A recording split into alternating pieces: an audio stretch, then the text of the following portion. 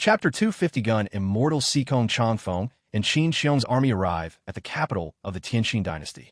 Although Chu Fan felt very depressed, he still directly opened the other summoning card. However, at this moment, his heart was full of anticipation for the next unlimited summoning card. He certainly did not want the next summoning card to call forth a summoned character like Chang Yaojin, whose cultivation was not high. After all, a character in the King realm could no longer change the situation of the Great Xia dynasty. Moreover, this time he hoped to summon a Saint King level cultivator. Therefore, Chu Fan was still somewhat disappointed with Chang Yaojin, who had just reached the King realm. Fortunately, Chang Yaojin had the lucky general bonus, which was why Chu Fan was not overly disappointed.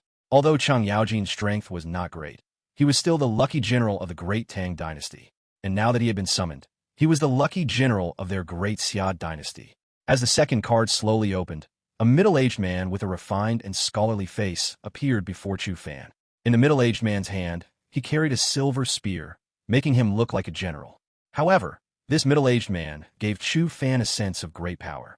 Seeing this, Chu Fan was somewhat confused and immediately clicked on the introduction for this summoning card. Subsequently, the introduction regarding this summoning card appeared before Chu Fan. When he saw the character summoned this time, Chu Fan's originally depressed expression instantly turned into one of delight. He had not expected that immediately after summoning Chang Yaojin, who was in the true King realm, the second summoned character would be this person. Moreover, the character summoned this time was not a sword god, sword immortal, or sword demon, but rather Sikong Changfeng, known as the Spear Immortal. He was an indispensable figure in Xiaoga and Xiaobai, and it could be said that he was the only Spear Immortal in the entire Jianghu. After all, there were 5 great sword immortals in the world of Xiaoga, but there was only one Spear Immortal, and his strength had reached the peak existence. The peerless sword box, which others could not open, he forcefully opened using his own strength, and he even released all 13 flying swords inside the peerless sword box. Of course, this was not the only thing about the Spear Immortal Sikong Changfeng. But later, because he served as the city lord of Snow Moon City, he rarely took action, which led the world not to truly understand the extent of the Spear Immortal Sikong Changfeng's strength. However, in Xiaoga, his strength was still at the absolute peak. Furthermore, the Spear Immortal Sikong Changfeng was one of the characters Chu Fan liked most in his previous life. More importantly, the cultivation of the Spear Immortal Sikong Changfeng, summoned by Chu Fan this time, had reached the late Saint King, making him temporarily the strongest expert Chu Fan had ever summoned. One must know that the last Saint King level expert Chu Fan summoned was the Sword Demon Dugu Qiubai, and the strength of the Sword Demon Dugu Qiubai was only at the mid-stage Saint King. However, the strength of the Spear Immortal Sikong Changfeng this time had already reached the late Saint King. From this, one could see just how powerful the Spear Immortal Sikong Changfeng was.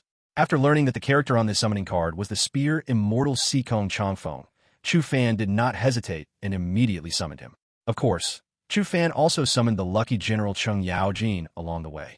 Although Chang Yaojin's cultivation was only at the King realm, he was still a character summoned using 2 million national destiny value.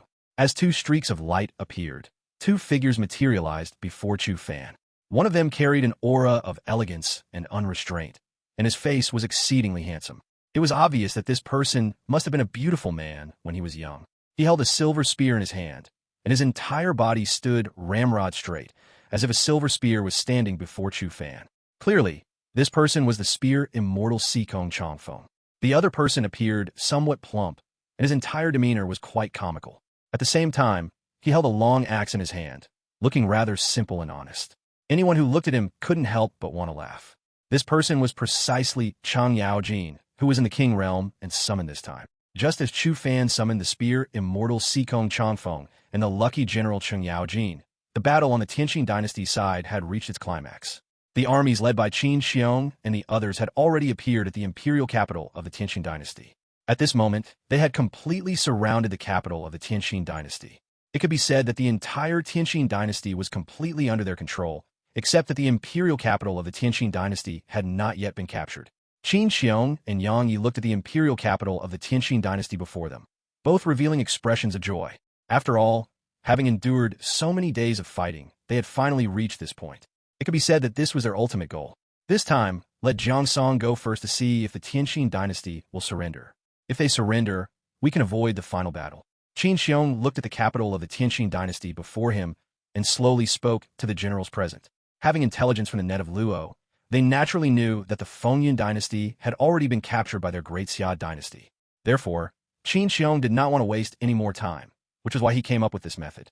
Yang Yi also nodded after hearing Qin Xiong's words. After all, capturing the Tianqing dynasty now posed no problem for them. However, if the Tianqing dynasty surrendered this time, it would save them a lot of trouble. After all, even if they forcefully attacked and took the Tianqing dynasty, they would still need a certain amount of time to reorganize the Tianqing dynasty, so the final process would definitely take several days or even half a month. After hearing Qin Xiong's words, Jiang Song also stood up and nodded. Since he had joined this army, he had not yet achieved any merit for such a long time, so naturally, he would not refuse the task given to him by Qin Xiong and the others. The other generals had no objections to the orders given by Qin Xiong and the others, because making the Tianqing dynasty surrender now required presenting an expert whose strength completely shattered their understanding. Currently, apart from Jiang Song, it seemed they only had the experts from the Wuji sect. They certainly wouldn't watch the Wuji sect steal the limelight from their great Xia dynasty, so these generals naturally wouldn't mention the Wuji sect. The cultivators from the Wuji sect had joined their army a few days ago, and Qin Xiong and the others naturally received this news from other sources. Therefore, they had no doubts about the cultivators of the Wuji sect. Furthermore, having free labor meant they naturally had no strong objections. Of course, Qin Xiong and the others did not plan to use the people from the Wuji sect yet. Chapter 251 Jiang Song meets with the emperor of the Tianqing dynasty and persuades him to surrender. Upon receiving the command, Jiang Song took the silver spear in his hand and slowly rode his warhorse toward the Tianqing dynasty. At this moment, the man and his horse seemed to embody the momentum of the entire world. Meanwhile, in the imperial capital of the Tianqing dynasty on the other side, the news that the great Xia dynasty's army had surrounded their imperial capital naturally spread throughout the entire city. It could be said that panic reigned supreme in the entire imperial capital of the Tianqing dynasty, as the news of the great Xia dynasty's army surrounding them was not the only unsettling development of the past few days. Additionally, news regarding the destruction of the Fengyun dynasty was also spread by the net of Luo to the imperial capital of the Tianqing dynasty, causing the imperial capital of the Tianqing dynasty to appear extremely chaotic. Many cultivators within the imperial capital of the Tianqing dynasty did not even dare to walk the streets, hoping that the great Xia dynasty's army would not harm them upon entry. I didn't expect the great Xia dynasty's army to be so terrifying. I wonder if the news of the Fengyun dynasty being destroyed is actually true. Inside the imperial palace, the emperor of Tianqing dynasty gazed upon the once prosperous imperial capital of the Tianqing dynasty, his eyes filled with helplessness and desolation. He had never anticipated that in just a few short months, the great Xia dynasty's army would appear in the imperial capital of the Tianqing dynasty with such unstoppable momentum. Moreover, the most crucial point was the news from the great Xia dynasty claiming that the Fengyun dynasty had been destroyed, even though they knew this news originated from the great Xia dynasty itself. Nevertheless, the emperor of Tianqing dynasty and his other ministers tacitly accepted this fact. If the great Xia dynasty had not destroyed the Fengyun dynasty, they would not have announced the matter to the Tianqing dynasty so brazenly. They certainly wouldn't believe the great Xia dynasty would concoct such a poor scheme merely to deceive them. However, since their spies were currently unable to leave the imperial capital, some residents of the Tianqing dynasty's imperial capital still harbored slight illusions regarding this piece of news. I never imagined that our four nations, after competing in the eastern region for a millennium, would end up merely preparing the wedding dress for the great Xia dynasty. It appears that unifying the entire eastern region will be effortless for the great Xia dynasty this time. The elder beside the emperor of Tianqing dynasty, upon hearing the emperor of Tianqing dynasty's words, looked toward the great Xia dynasty and spoke with a sigh of emotion. None of them had expected the established order of their eastern region to be shattered by a newly emerging power, especially one possessing such terrifying strength that it completely broke their structure in just a few years. Furthermore, this power now seeks to unify the entire eastern region, and this situation has indeed come to pass. Although the elder did not want to admit it, he knew that this time the great Xia dynasty might truly change the structure of the entire eastern region. Clop, clop, clop. Just as the emperor of Tianqing dynasty and the elder were gazing thoughtfully toward the great Xia dynasty, a sound of hurried footsteps rapidly approached them. Soon, a man dressed in battle armor appeared before the two of them. Your subordinate general greets your majesty and old ancestor. After appearing before the two, the man dressed in black battle armor immediately gave them a solemn salute, though a hint of panic was visible on his face. What happened? Has the great Xia dynasty launched an attack? The emperor of Tianqing dynasty waved his hand and asked suspiciously upon seeing the man in battle armor. Yet the concern on his face remained unhidden. Instead, he looked at the middle-aged man before him with a sense of desolation. Reporting to your majesty, the Great Xia dynasty has indeed launched an offensive, but this time they only dispatched a single person. This individual is currently outside the city walls of our Tianqing dynasty, and he wishes to see your majesty. The general in battle armor spoke slowly after hearing the words of the emperor of Tianqing dynasty, his tone laced with concern. Oh, since he wants to see us, then let's go meet him. The emperor of Tianqing dynasty was somewhat surprised by the general's report. He immediately waved his hand and headed toward the city wall without the slightest hesitation. After all, they were now completely surrounded by the Great Xia dynasty, so naturally, he no longer felt the need to overly fear the Great Xia dynasty. Soon, the emperor of Tianqing dynasty appeared atop the city wall, and the moment he did, he spotted Jiang Song below. Although Jiang Song appeared slender at this moment, the sharp spear intent emanating from him could not be concealed. His entire being resembled a long spear standing between heaven and earth. He is indeed a rare general. Seeing Jiang Song below, the emperor of Tianqing dynasty couldn't help but sigh. Although he did not know the exact extent of Jiang Song's strength, Jiang Song's sheer presence made him feel that he surpassed many others. May I ask why this general wishes to see us? However, the emperor of Tianqing dynasty quickly suppressed the emotion in his heart, then tried his best to adopt a calm gaze as he looked down at Jiang Song and spoke. My marshal wishes for your majesty to surrender to our Great Xia dynasty. Jiang Song, without the slightest concealment, directly informed the emperor of Tianqing dynasty of his purpose for being there. His voice carried a determined edge, as if he wished to convey his absolute resolve regarding this matter to the emperor of Tianqing dynasty. The generals of the Tianqing dynasty instantly erupted in fury upon hearing Jiang Song's words, glaring fiercely at him from above. However, Jiang Song below showed no reaction to the expressions of the Tianqing dynasty generals. Instead, he looked calmly at the emperor of Tianqing dynasty. He wanted to see how the emperor of Tianqing dynasty would react. The emperor of Tianqing dynasty frowned upon hearing Jiang Song's words, but he quickly regained his composure. He looked calmly at Jiang Song below and spoke softly.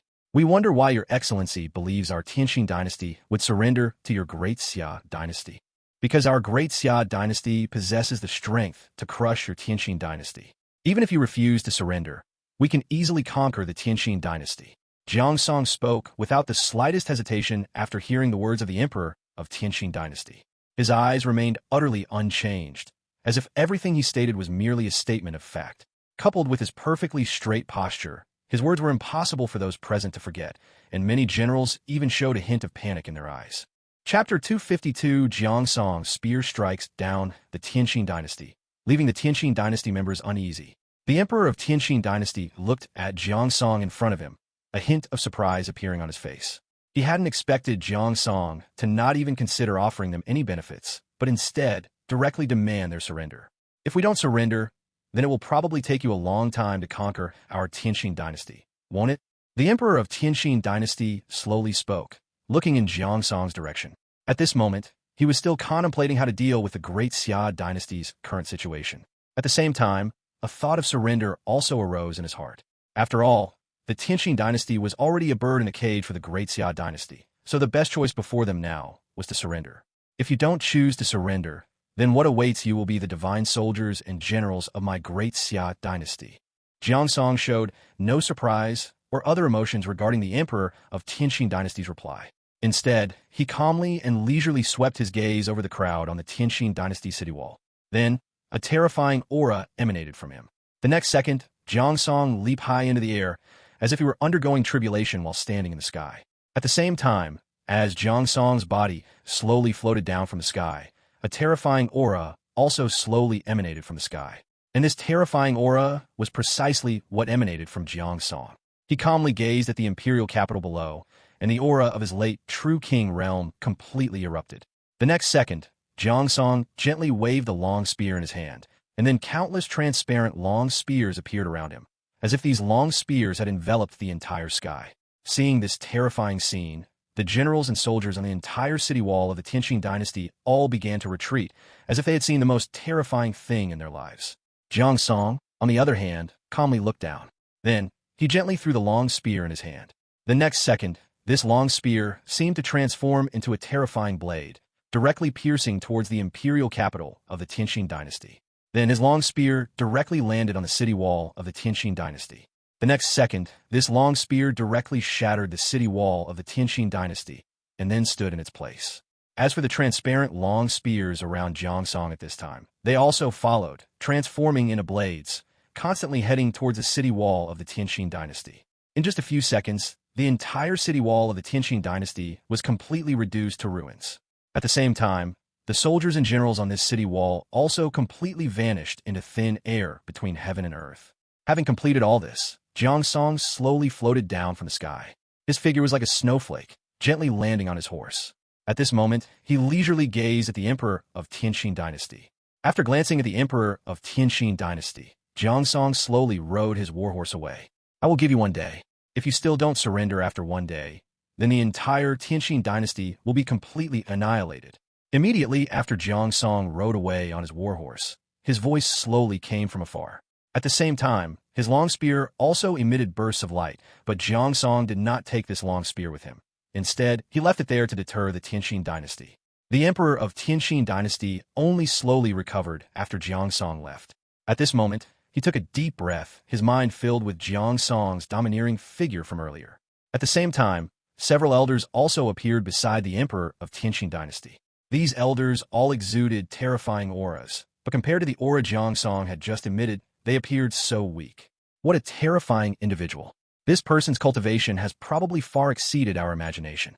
His cultivation should have reached the late true king realm, or even perfection. An elder looked in the direction Jiangsong had left, an incredible expression appearing in his eyes. After sighing with emotion, the incredible expression in his eyes turned into a hint of desolation. After all, with such a terrifying individual in the Great Xia dynasty, how could their Tianqing dynasty possibly have a chance of victory? Yes, indeed. I didn't expect the Great Xia dynasty to think so highly of us. This time, they actually sent a late true king realm powerhouse. It seems our Tianqing dynasty is truly destined to become someone else's wedding dress this time.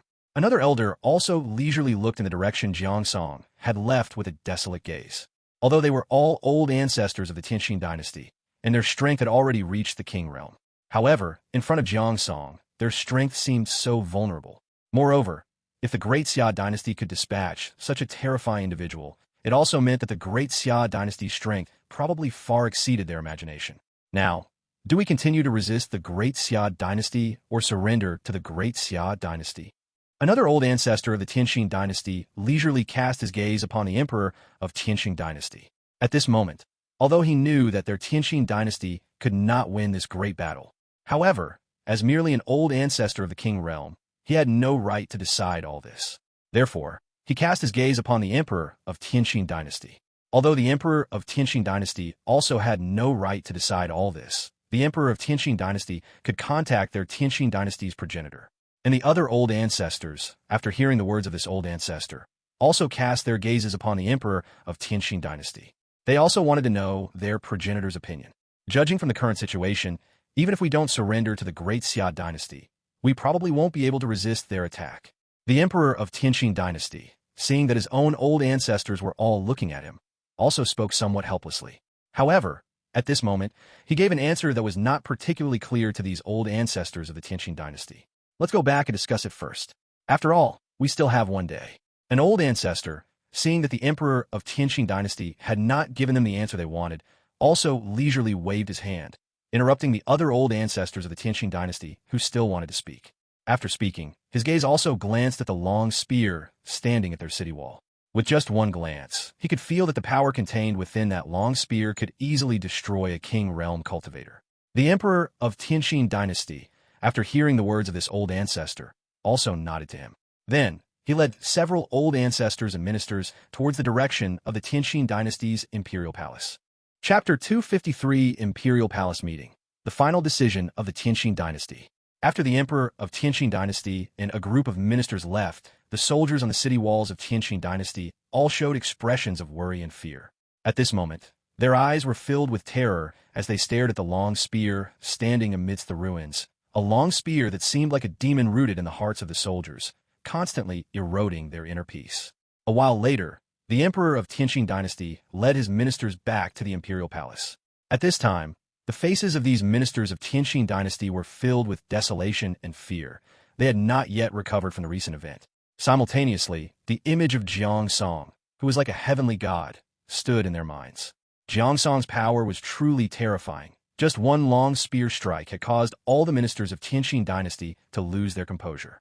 Now, even the old ancestors of Tianqing Dynasty had expressions of disbelief in their eyes. If they had initially planned to defend against the great Xia Dynasty's army, then now they held no hope, as the strength of the great Xia Dynasty was simply too terrifying. Just Jiang Song, who wielded the long spear, had left them at a loss. Not to mention that the great Xia Dynasty still had a million-strong army outside the imperial capital of Tianqing Dynasty. The emperor of Tianqing Dynasty naturally saw this scene, so he sighed helplessly, then silently glanced at the old ancestors of the Tianqing imperial dynasty beside him. At this moment, the only ones this emperor of Tianqing Dynasty could rely on were his own old ancestors. As for these ministers, they were probably contemplating how to surrender to the great Xia Dynasty. There are only two paths before us now.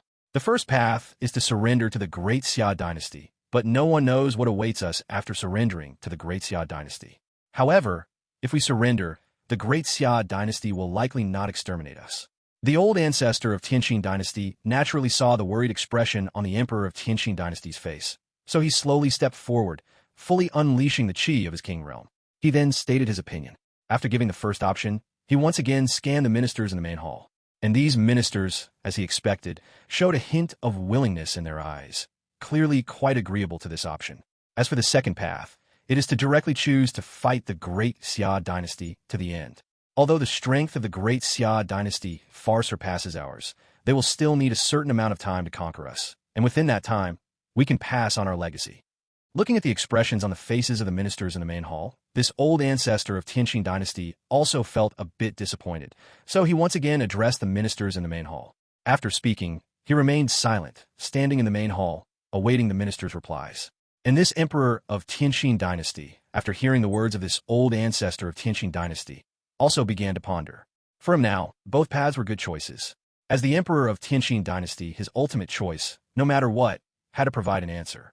However, in his heart, surrendering to the great Xia Dynasty might be a better option, because if he did not surrender to the great Xia Dynasty, his ultimate fate as emperor, besides dying in battle, seemed to have no other choice. But if he were to surrender to the great Xia Dynasty, then he, as emperor, could lead the imperial family's descendants to distant lands. Although the Tianqing Dynasty would completely vanish into the river of history, he, the emperor of Tianqing Dynasty, could survive this great war. Therefore, the emperor of Tianqing Dynasty now also harbored thoughts of surrender. As for the other ministers, they dared not step forward to speak at this time, as they could not be sure whether the old ancestor before them was trying to trick them. Although they really wanted to step forward and directly tell the old ancestor their choice, everyone stood still, waiting for someone to take the lead. Alas, an old general of Tianqing Dynasty, seeing this scene, also sighed helplessly and slowly stepped forward. After he came out, he cupped his hands to the emperor of Tianqing Dynasty, and then slowly turned his gaze towards the old ancestor of Tianqing Dynasty. His action completely drew the attention of all the ministers of Tianqing Dynasty. All of them looked towards him. Even the old ancestor of Tianqing Dynasty was no exception. If we do not surrender now, perhaps what awaits us will be the slaughter by the great Xia Dynasty. Therefore, this old minister believes that only by choosing to surrender can we preserve the strength of our Tianqing Dynasty. The old general slowly spoke to the emperor of Tianqing Dynasty above. After speaking, his eyes were filled with helplessness, and his head was bowed low. At the same time, the qi around him seemed to have fallen by more than half, as if he were a declining old man. Your Majesty, this old minister also believes that our Tianqing Dynasty can surrender this time. Otherwise, our Tianqing Dynasty will face all the armies of the great Xia Dynasty. After all, the Fengyan Dynasty side has already been completely defeated. Just as the old general's words fell, an elder among the ministers slowly stepped forward and spoke to the emperor of Tianqing Dynasty above. After speaking, the elder directly knelt on the ground, awaiting the emperor of Tianqing Dynasty's command. Your Majesty, this old minister seconds the motion. As this old minister stepped forward and spoke to the emperor of Tianqing Dynasty, other older officials also came forward, kneeling before the emperor of Tianqing Dynasty and speaking. However, it was clear that these officials were trembling. Evidently, they had already disregarded their own lives. But at this moment, they still wanted to seize an opportunity for their families. If their emperor chose to surrender, then their families would have a chance to survive this great war. As for the ministers who had not stepped forward, They now looked at the emperor of Tianqing Dynasty with expectant eyes. Although none of them had stepped forward, they all eagerly awaited a reply from the emperor of Tianqing Dynasty. Tomorrow, open the city gates and surrender. The emperor of Tianqing Dynasty naturally saw this scene, so he slowly raised his head and looked at the sky. At this moment, suppressing the desolation in his heart, he waved his hand at the ministers below and said, Chapter 254, the Tianqing Dynasty surrenders, gaining 3. After making this decision, the emperor of Tianqing Dynasty seemed to lose all his strength and slumped onto his imperial throne. At this moment, the emperor of Tianqing Dynasty's eyes were devoid of any light. He knew that the vast Tianqing Dynasty, due to his single decision, would completely become an insignificant imperial dynasty in the long river of history. Even thousands of years later, the entire world would not know that their Tianqing Dynasty had ever existed, but for him, this was his final decision. The old ancestors of the Tianqing Dynasty also sighed silently after hearing his decision, although at this moment, they also wanted to resist to the very end. But now, it seemed they no longer had the opportunity to resist. After all, the hearts of the entire imperial capital's people had already turned toward surrender. So what good would it do even if they made a final resistance? It would be better to gather all their strength and go to other places to find a chance to survive. For a family to not perish, it must retain its powerful strength. And the numerous old ministers in the main hall, after hearing the words of the emperor of Tianqing Dynasty, also showed joyful smiles on their faces, and then they all bowed and thanked the emperor of Tianqing Dynasty above. It was as if this emperor of Tianqing Dynasty had given them a chance to survive. This scene now looked incredibly comical. However, such a scene was truly happening within the imperial palace of the Tianqing Dynasty. The several old ministers who had just stepped forward also showed a complex expression on their faces at this moment. They had naturally anticipated this scene long ago. It was just that they hadn't expected this scene to come so quickly and to be so beyond their expectations. The emperor of Tianqing Dynasty obviously had no intention of staying with them any longer, so he waved his hand towards the old ministers below. Afterward, all the old ministers in the imperial palace of Tianqing Dynasty left the main hall. Clearly, at this moment, they were going back to their families to prepare everything for tomorrow.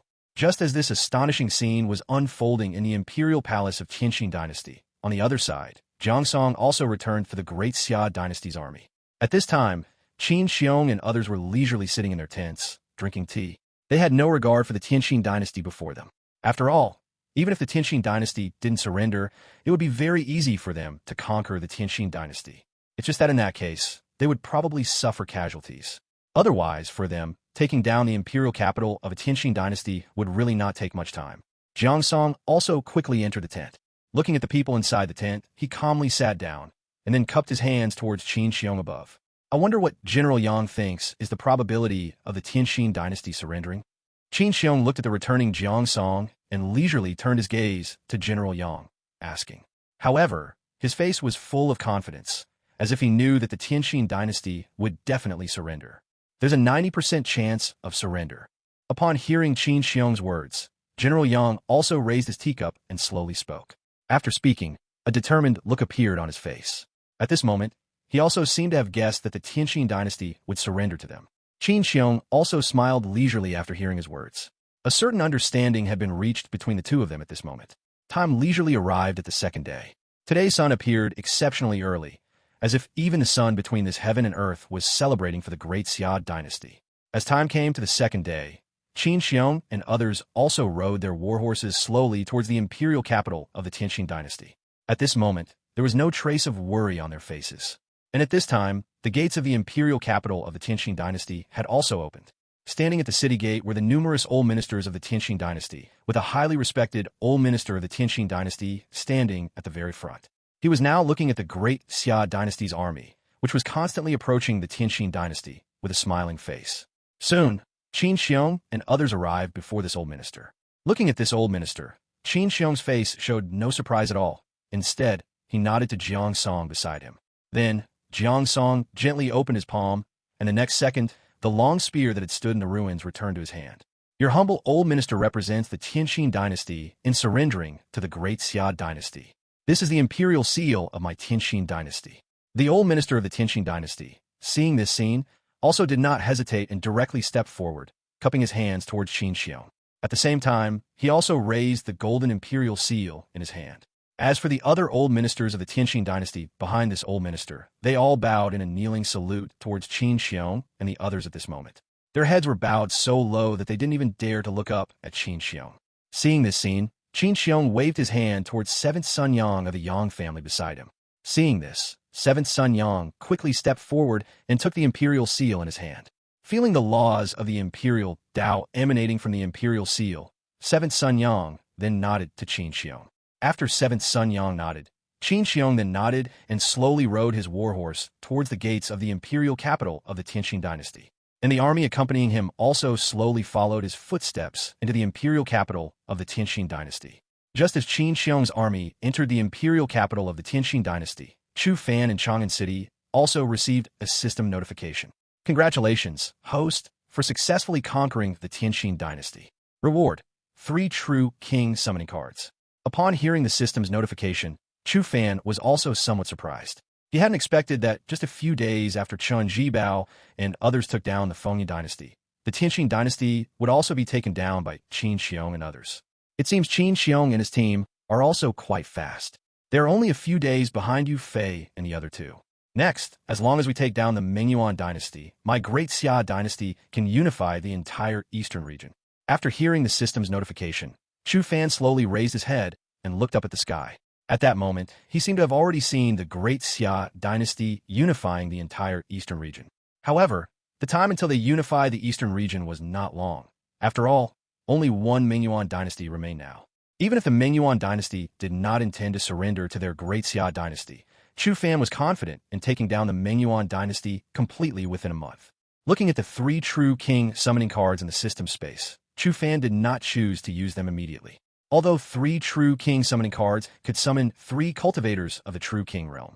However, Chu Fan now wanted to wait until the Mengyuan dynasty was also taken down before using the summoning cards. Chapter 255, Chu Fan's Expectations. Dugu Qiubai and the others enter the Sea clan. At the same time, knowing that the Tianqing dynasty had fallen into the hands of the great Xia dynasty, Chu Fan slowly turned his gaze towards the Mengyuan dynasty. At this point, they were only one Mengyuan dynasty away from unifying the entire eastern regions. As for the sects in the eastern regions, he had no worries at all. If they were sensible then, Chu Fan might let them continue to live under the rule of the great Xia dynasty, but if they were not, then they shouldn't blame Chu Fan for annihilating them.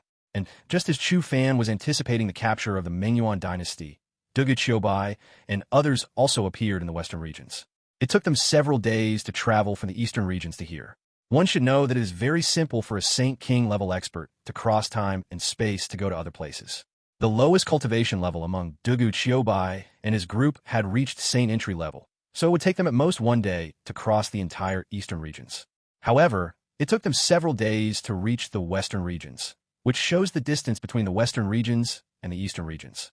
Of course, this was also because Dugu Qiubai was accompanied by entering Saint level Xiang Yu and others. Otherwise, it would not take such a long time for him, a Saint King level expert, to reach the western regions. Dugu Qiubai and the others who appeared here immediately locked their gaze on the Sea realm. After all, their main purpose in coming to the western regions this time was to deal with the western region's Sea clan.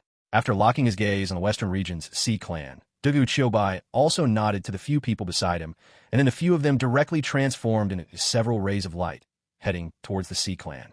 Soon, Dugu Qiubai and the others appeared above the western region's Sea clan. The moment they appeared, they released their qi, and the terrifying qi directly caused the surrounding seawater to continuously fluctuate. Dugu Qiubai even lightly slid his finger towards the seawater in front of him, and then a path appeared in the seawater below him. Seeing this, Dugu Qiubai slowly walked towards the center of the isolated seawater below. Xie Xiaofeng and the others behind him naturally followed his footsteps without hesitation, slowly walking downwards. And their actions naturally attracted the attention of the Sea clan. As one of the overlords of the western regions, the Sea clan naturally had Saint entry-level experts among them. For example, the Grand Elder of the Sea clan was a Saint-level expert. Such terrifying qi. Who could it be that is emitting such terrifying qi in my sea territory?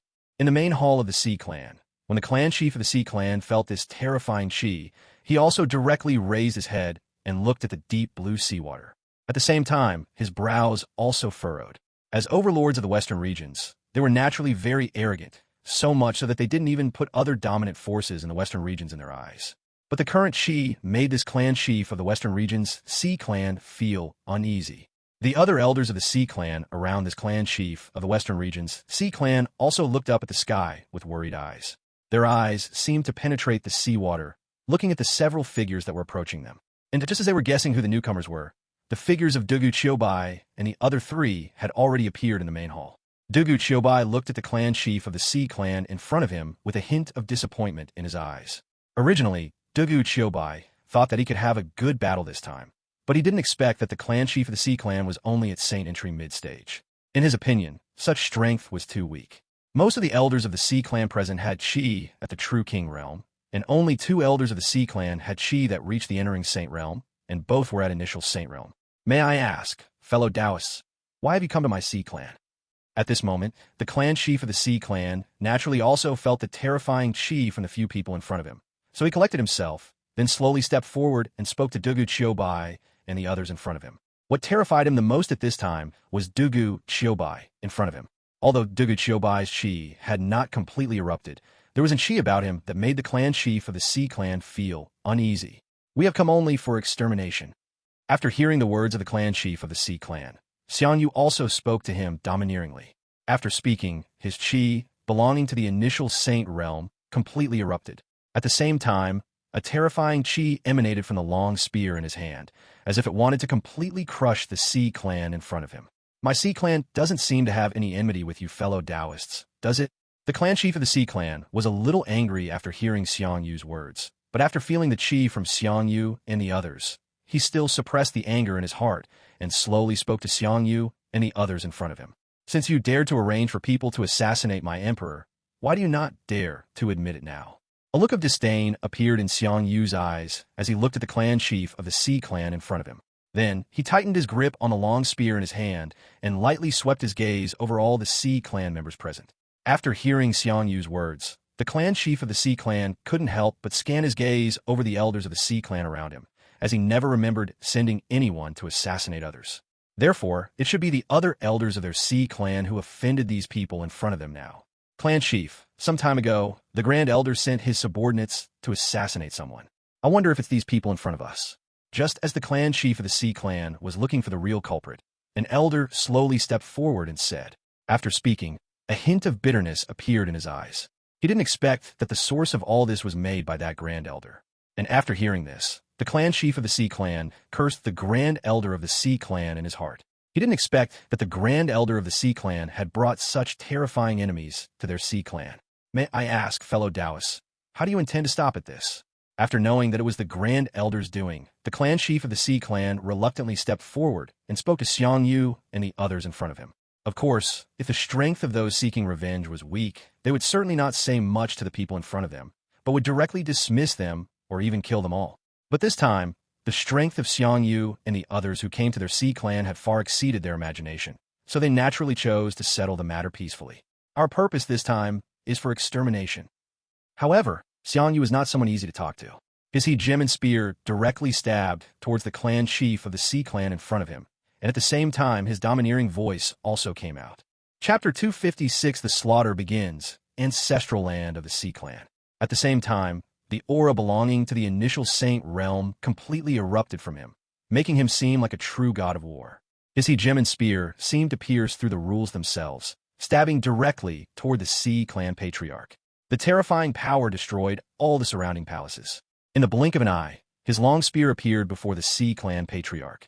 No matter what, this clan chief of the Sea Clan was a cultivator at the Saint Entry mid-stage, so upon seeing this strike from Xiang Yu, he hurriedly dodged. His figure transformed into a blue streak of light and vanished before Xiang Yu.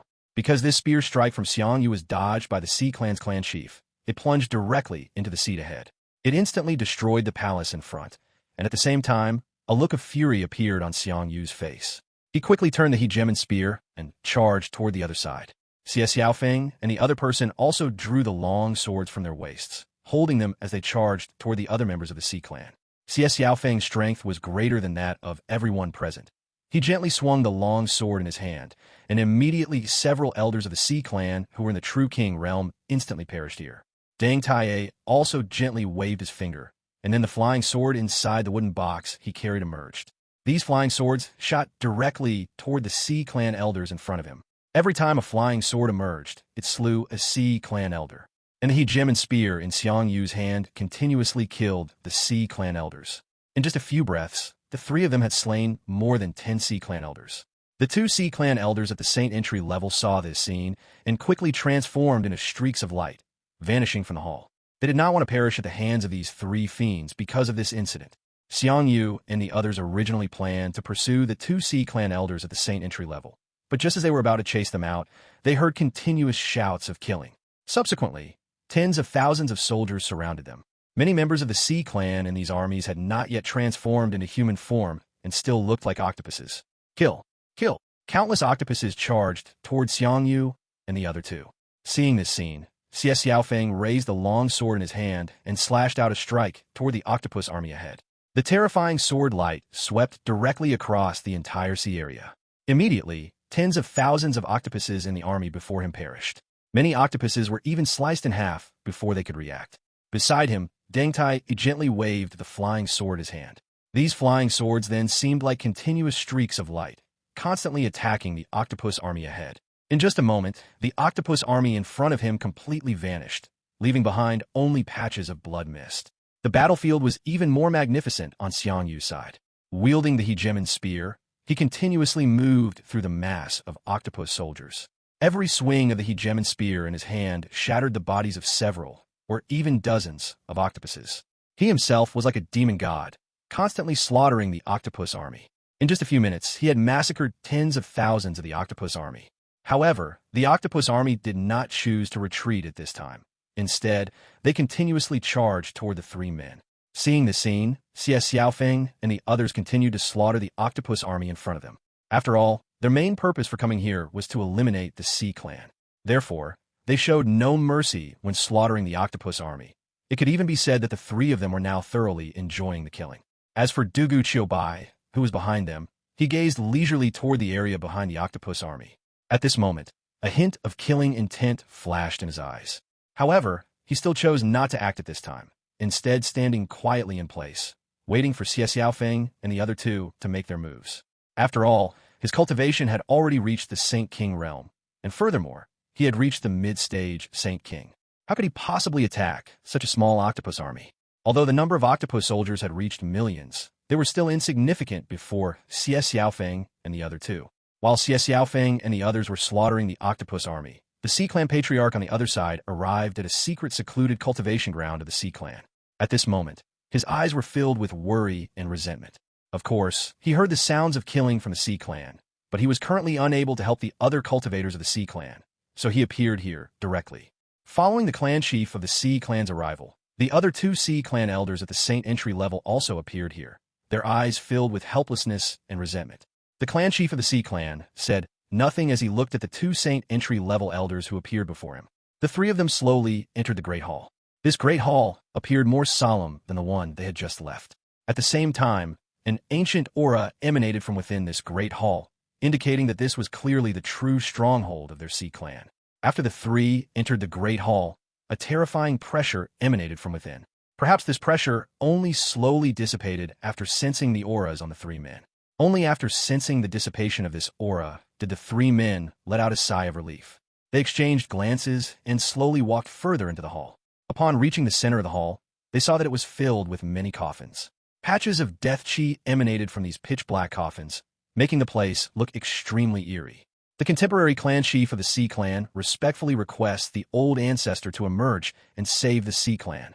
Looking at the pitch-black coffins before him, the Sea Clan Patriarch could not help but cup his hands and bow toward them, his voice filled with helplessness and melancholy.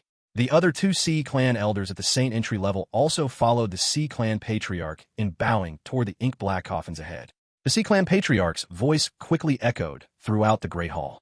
Of course, in this silent hall, his voice sounded exceptionally clear. At the same time, after his voice rang out, the coffins showed no movement, as if the occupants inside had long since died. Yet the Sea Clan Patriarch and the two Sea Clan elders at the Saint entry level showed no further reaction. They continued to bow toward the coffins, their eyes filled with deep reverence. Although they did not know why the old ancestors inside the coffins did not emerge, they did not leave or stand up. Chapter 257, The Profound Secrets of Haiju. The birth of the fourth ancestor of the Sea Clan.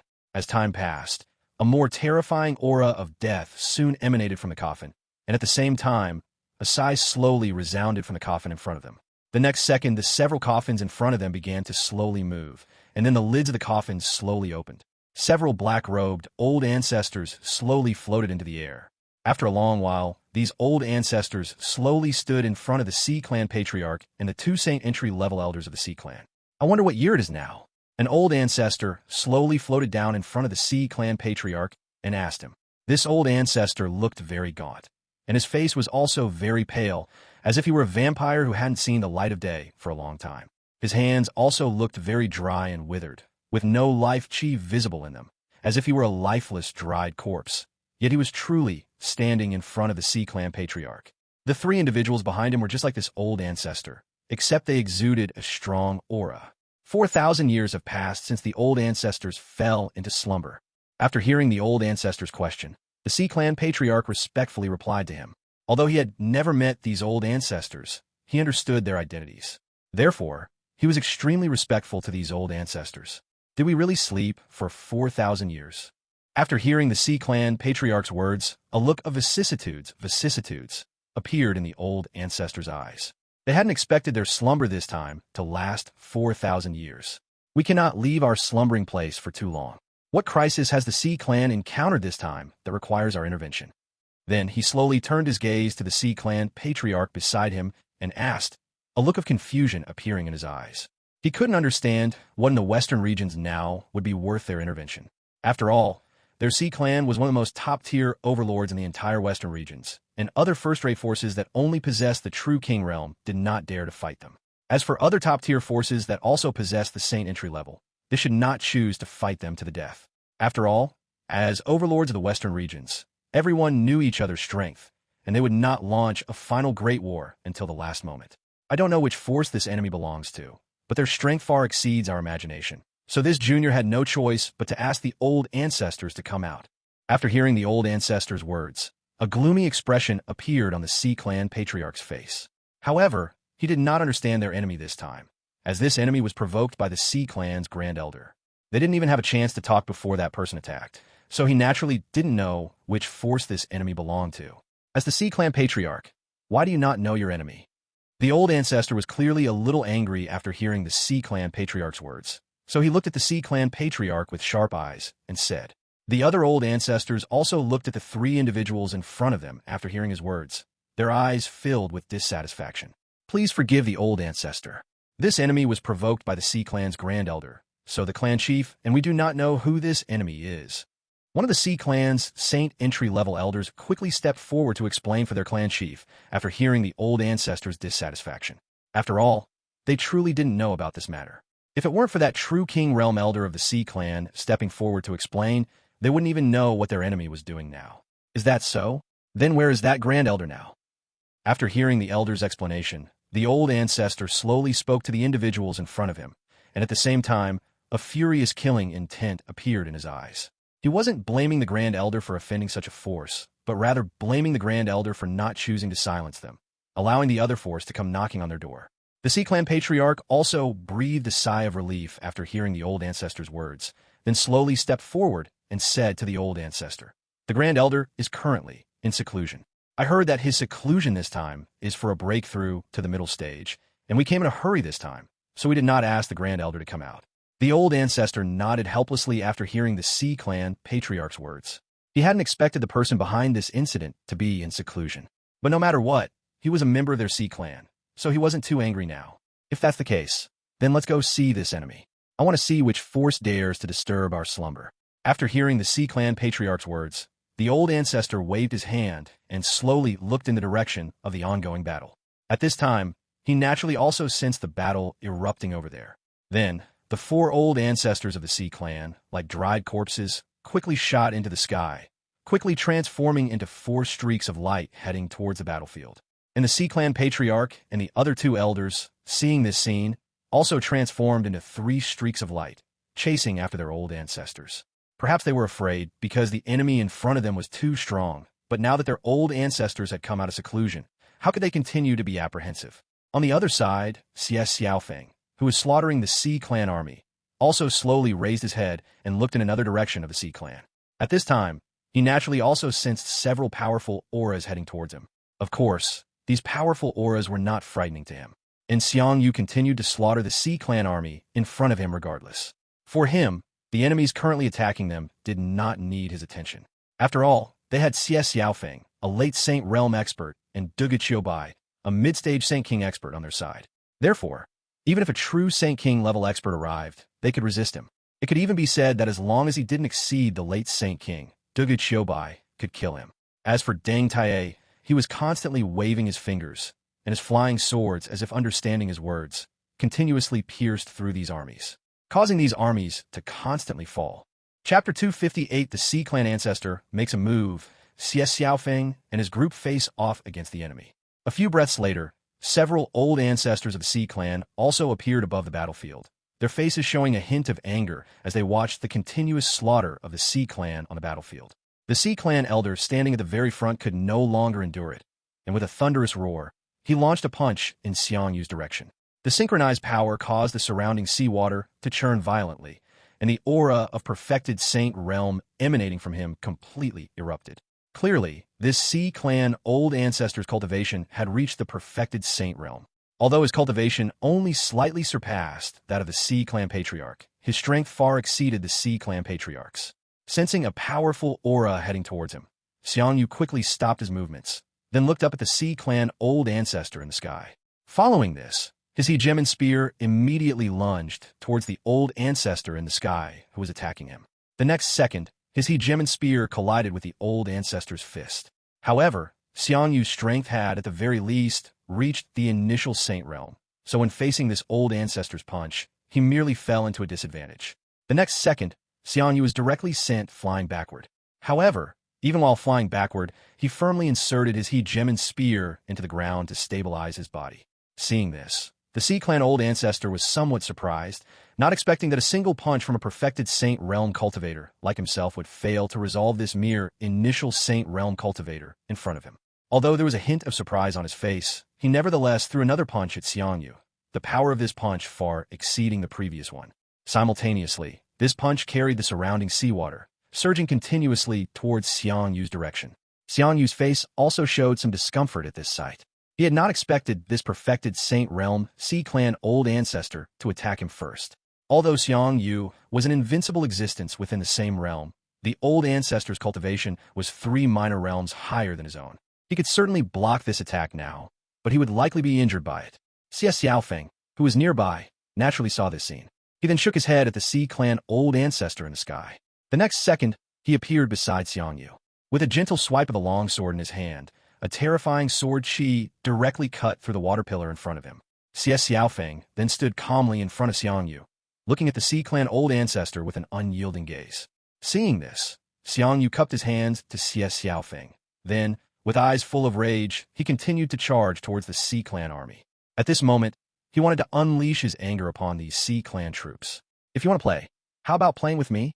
Xie Xiaofeng calmly said to the Sea Clan old ancestor in front of him, a hint of playfulness in his eyes after speaking. Soon, Xie Xiaofeng unleashed a sword strike towards the Sea Clan old ancestor in front of him, and a terrifying sword chi instantly permeated the entire sea. At the same time, a sword chi seemed to divide the entire sea into 2 parts, continuously striking towards the Sea Clan old ancestor in front of him. The Sea Clan old ancestor was also greatly shocked to see this. He had not expected such a terrifying existence among the enemies this time. However, he had no time to think that much now. He quickly took out a trident from his hand and directly attacked in Xie Xiaofeng's direction. The next second, the trident in his hand collided with the sword chi unleashed by Xie Xiaofeng. Then, a violent sound echoed throughout the entire sea, and Xie Xiaofeng and the perfected Saint Realm Sea Clan old ancestor were both sent flying backward simultaneously. However, Xie Xiaofeng only retreated a few steps before stopping, then looked calmly at the Sea Clan old ancestor in front of him.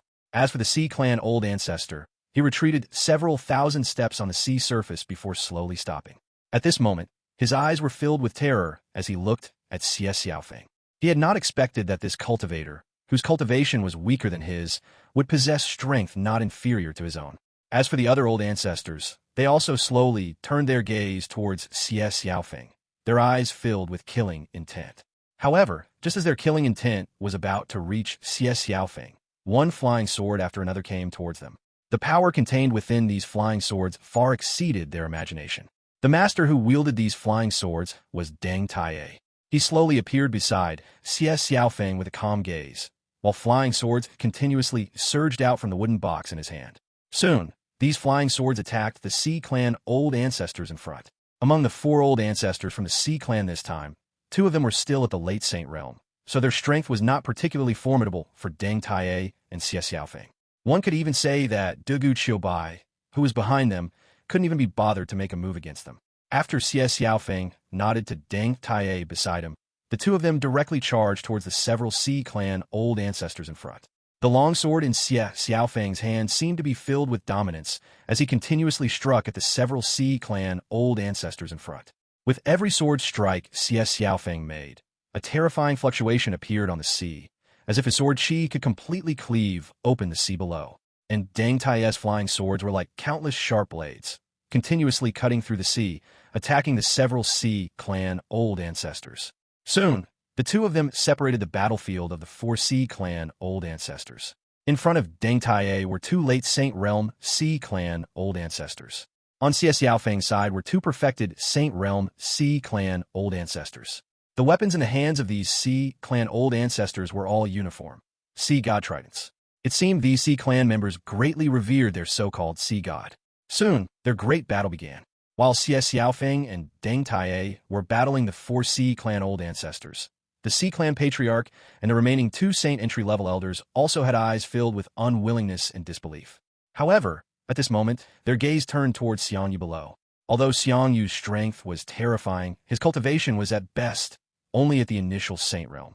Therefore, the Sea Clan Patriarch and the 2 Saint entry-level elders of the Sea Clan naturally set their sights on Xiangyu at this moment. Chapter 259 Xiangyu's Overlord Dharma Form, Deng Taiye's. Xiangyu, who was slaughtering the Sea Clan below, naturally also felt these gazes, so he slowly raised his eyes to look at the Sea Clan Patriarch and the 2 remaining initial Saint Realm elders of the Sea Clan in the sky.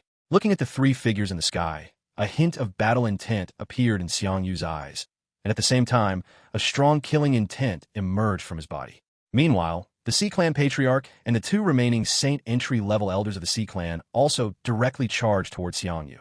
The aura from their bodies instantly caused the surrounding seawater to vibrate, and at the same time, the Sea Clan soldiers around them surrounded Xiangyu. However, their action was clearly somewhat thoughtless. The moment the 4 collided, the terrifying fluctuations directly sent all the Sea Clan members who had surrounded Xiangyu flying. Many weaker Sea Clan cultivators didn't even leave behind a corpse at this moment. At this time, Xiangyu, without holding back, wielded the hegemon spear in his hand, while golden chi and blood energy emanated from his entire body. This golden chi and blood energy instantly evaporated the surrounding seawater, causing even the Sea Clan Patriarch and the 2 Saint entry-level cultivators of the Sea Clan to feel their scalps tingle in front of Xiangyu. This was because the golden chi and blood energy on Xiangyu's body was like a blazing flame, constantly burning the surrounding seawater. This caused the surrounding seawater to continuously boil. Xiangyu, holding the hegemon spear, continuously attacked the 3 individuals in front of him. At the same time, a hegemon Dharma idol appeared behind Xiangyu. This hegemon Dharma idol also held a hegemon spear, and as Xiangyu moved, the hegemon Dharma idol behind him also swung the hegemon spear in its hand, continuously attacking the 3 Sea Clan members in front of him. Upon seeing this, the Sea Clan Patriarch's eyes became sharp. Then, he moved his body and instantly transformed into a giant octopus. His tentacles continuously struck towards Xiangyu. Each tentacle seemed to carry astonishing power, but Xiangyu showed no concern in his eyes upon seeing this. Instead, the hegemon spear in his hand continuously struck forward. Meanwhile, the 2 Saint entry-level Sea Clan elders beside him also transformed into their true forms. At this moment, the 3 colossal beasts made Xiangyu appear so tiny in comparison. "Open for me." Seeing this, an angry expression appeared on Xiangyu's face. Then, the golden chi and blood within his body continuously circulated. The next second, Xiangyu's entire body continuously grew larger. In just a few breaths, Xiangyu's body reached several hundred zhang in height. At the same time, the hegemon spear in his hand was held by Xiangyu like a pillar supporting the heavens. At this moment, a terrifying and domineering aura emanated from Xiangyu's body. He gently swung the hegemon spear in his hand. The terrifying force directly split the surrounding seawater into 2 parts. At the same time, the surrounding seawater continuously compressed, causing the Sea Clan members near them to all turn into dust. Upon seeing this, an uncontrollable rage appeared in the Sea Clan Patriarch's eyes. Then, he exhaled numerous black gases from his mouth. These black gases quickly enveloped the surrounding environment. In just a breath, these black gases enveloped all the seawater around Xiangyu. Then, these black gases also tried to engulf Xiangyu. However, how could the golden qi and blood energy on Xiangyu's body allow him to succeed? These golden qi and blood energy continuously emitted golden light. Then, the surrounding black gases were completely illuminated by this golden light, and Xiangyu himself charged out from within. The hegemon spear in his hand instantly pierced through one of the Saint entry-level Sea Clan elders before the elder could even react. This scene utterly shocked the Sea Clan Patriarch and the other Sea Clan elder. They had not expected Xiangyu, a cultivator who was only at the initial Saint realm, to so easily dispatch one of their Sea Clan's initial Saint realm elders. Having accomplished this, Xiangyu had no intention of waiting for the Sea Clan Patriarch and the other elder to react. He slowly withdrew the hegemon spear from the corpse. Then, he once again charged towards the Sea Clan Patriarch and the other elder. At this moment, Xiangyu seemed to have gone mad with killing, his eyes filled with domineering, killing intent. He instantly transformed into a golden streak of light and appeared beside the Sea Clan Patriarch and the other Sea Clan elder. The next second, he swung his hegemon spear directly at the Sea Clan Patriarch. The terrifying force even pushed back the surrounding seawater. Upon seeing this, the Sea Clan Patriarch and the other elder could only helplessly block Xiangyu's attack. The next second, numerous water pillars appeared around the Sea Clan Patriarch. These water pillars instantly blocked Xiangyu's spear. Meanwhile, the Sea Clan elder took this opportunity to launch an attack on Xiangyu. For a time, the Sea Clan Patriarch, the Sea Clan elder, and Xiangyu engaged in a fierce battle, and the three of them fought to a draw, or even a stalemate. Xiangyu was able to kill that Saint entry-level Sea Clan elder mainly by surprise. After all, this was the Sea Clan's territory, so their strength would be enhanced when fighting here. While Xiangyu was battling the Sea Clan Patriarch and the Sea Clan elder, the battles on the other two Sea Clan battlefields were also becoming more intense. Although Deng Tai's cultivation was only at the Saint entry mid-stage, his strength was not at all inferior when facing the two late Saint realm old ancestors of the Sea Clan. The two old men of the Sea Clan continuously used the surrounding seawater to strike at Deng Tai below, but Deng Tai's flying sword technique was inherently a killing art. Therefore, during the battle, his flying sword technique continuously penetrated the surrounding seawater, attacking the two old ancestors of the Sea Clan. The two old ancestors of the Sea Clan continuously defended against Deng Tai's flying swords, as they would naturally be injured if struck by these small flying swords. Moreover, these flying swords all carried the will of creation, and the aura on each flying sword seemed capable of splitting the entire sky and creating heaven and earth. Therefore, the two old ancestors of the Sea Clan naturally had to respond very seriously. Otherwise, they would have long since perished under Deng Tai's flying sword technique. Thus, Deng Tai appeared so relaxed in this battle. He stood unremarkable in this sea area, gently wielding the flying sword in his hand and attacking the two old ancestors of the Sea Clan. Chapter 260, The Sea Tremors attract the attention of many cultivators. Compared to Deng Tai's ease, the two Sea Clan old ancestors opposite him were in quite a sorry state. Their eyes, as they looked at Deng Tai, were filled with rage and killing intent. After all, being forced in such a pathetic situation by a cultivator whose cultivation was lower than theirs naturally made them furious.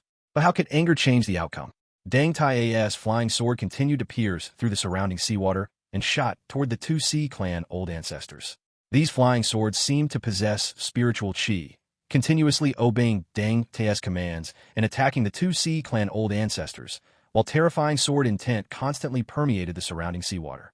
This caused the surrounding seawater to carry numerous strands of sword intent, and the Sea Clan members living in the water perished upon contact with this sword intent, without even a chance to react. Compared to the intense battle on Deng Tai's side, the battle on Xie Xiaofeng's side was much fiercer. After all, Xie Xiaofeng was facing two Sea Clan old ancestors of the perfected Saint realm this time, and Xie Xiaofeng's own strength had already reached the late Saint realm. Therefore, his battlefield was naturally more turbulent than the other two. On a massive battlefield where the three of them fought, sword light and terrifying pressure constantly emanated.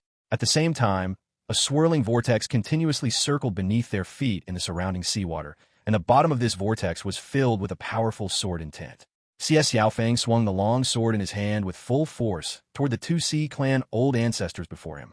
Instantly, a sword beam hundreds of meters high shot directly toward the 2C clan old ancestors. This sword beam, hundreds of meters tall, continuously emitted terrifying pressure, causing the surrounding seawater to recede upon contact. This sword beam seemed like an emperor of the world, forcing all things to submit to it. When one of the C clan old ancestors saw this scene, a look of shock appeared in his eyes, but quickly, a purple light appeared before him. The next second, a purple trident appeared in his hand. Then, the C clan old ancestor raised the trident high, and the surrounding seawater continuously converged toward him. Soon, all the surrounding seawater gathered around the C clan old ancestor, forming a purple shield directly beside him. This purple shield directly blocked the path in front of the 2C clan old ancestors. It was at this moment that the sword beam CS Yaofeng had unleashed collided with the purple shield in front of the 2C clan old ancestors.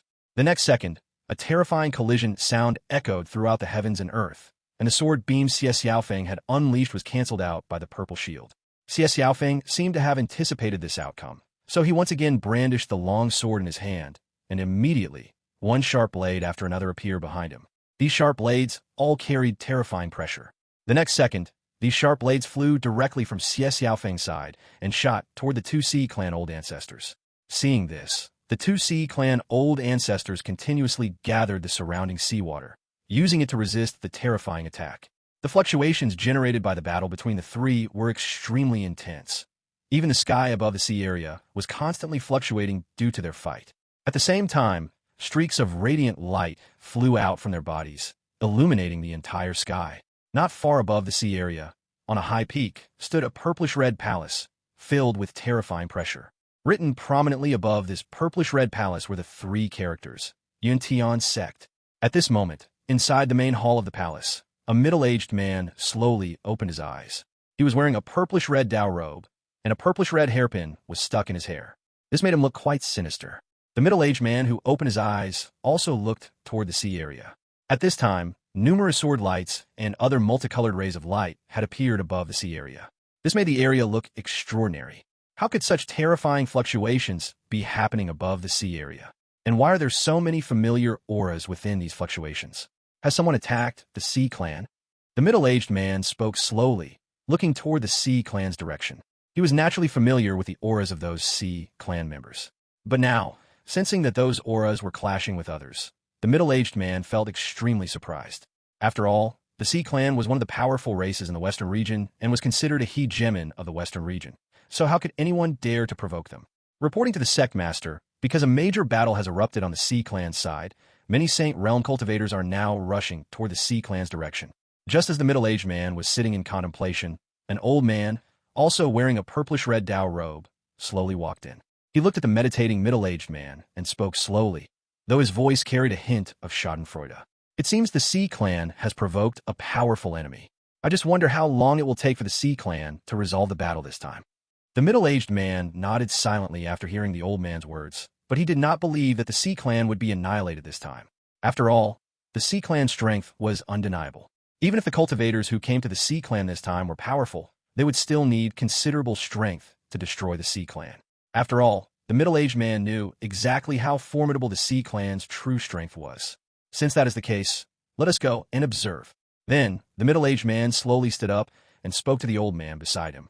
After speaking, the middle-aged man transformed into a streak of light and vanished from spot. When the old man heard the middle-aged man's words, he quickly transformed into a ray of light and followed behind the middle-aged man, appearing in the sky above. At this time, many streaks of light were heading toward the sea area, and within these streaks of light, one could sense auras belonging to the Saint entry level. Clearly, the cultivators arriving in these streaks of light had already reached the Saint entry level of cultivation. Soon, many Saint Realm cultivators appeared above the sea area, and they naturally saw the great battle taking place below. When they clearly saw the battle in the sea area, looks of shock appeared on their faces. They had not expected that the battle was caused by only 3 Saint Realm cultivators. Chapter 261 The Temptation of the Sea Clan Ancestor. Dugu Chiobai takes action to subdue the entire scene.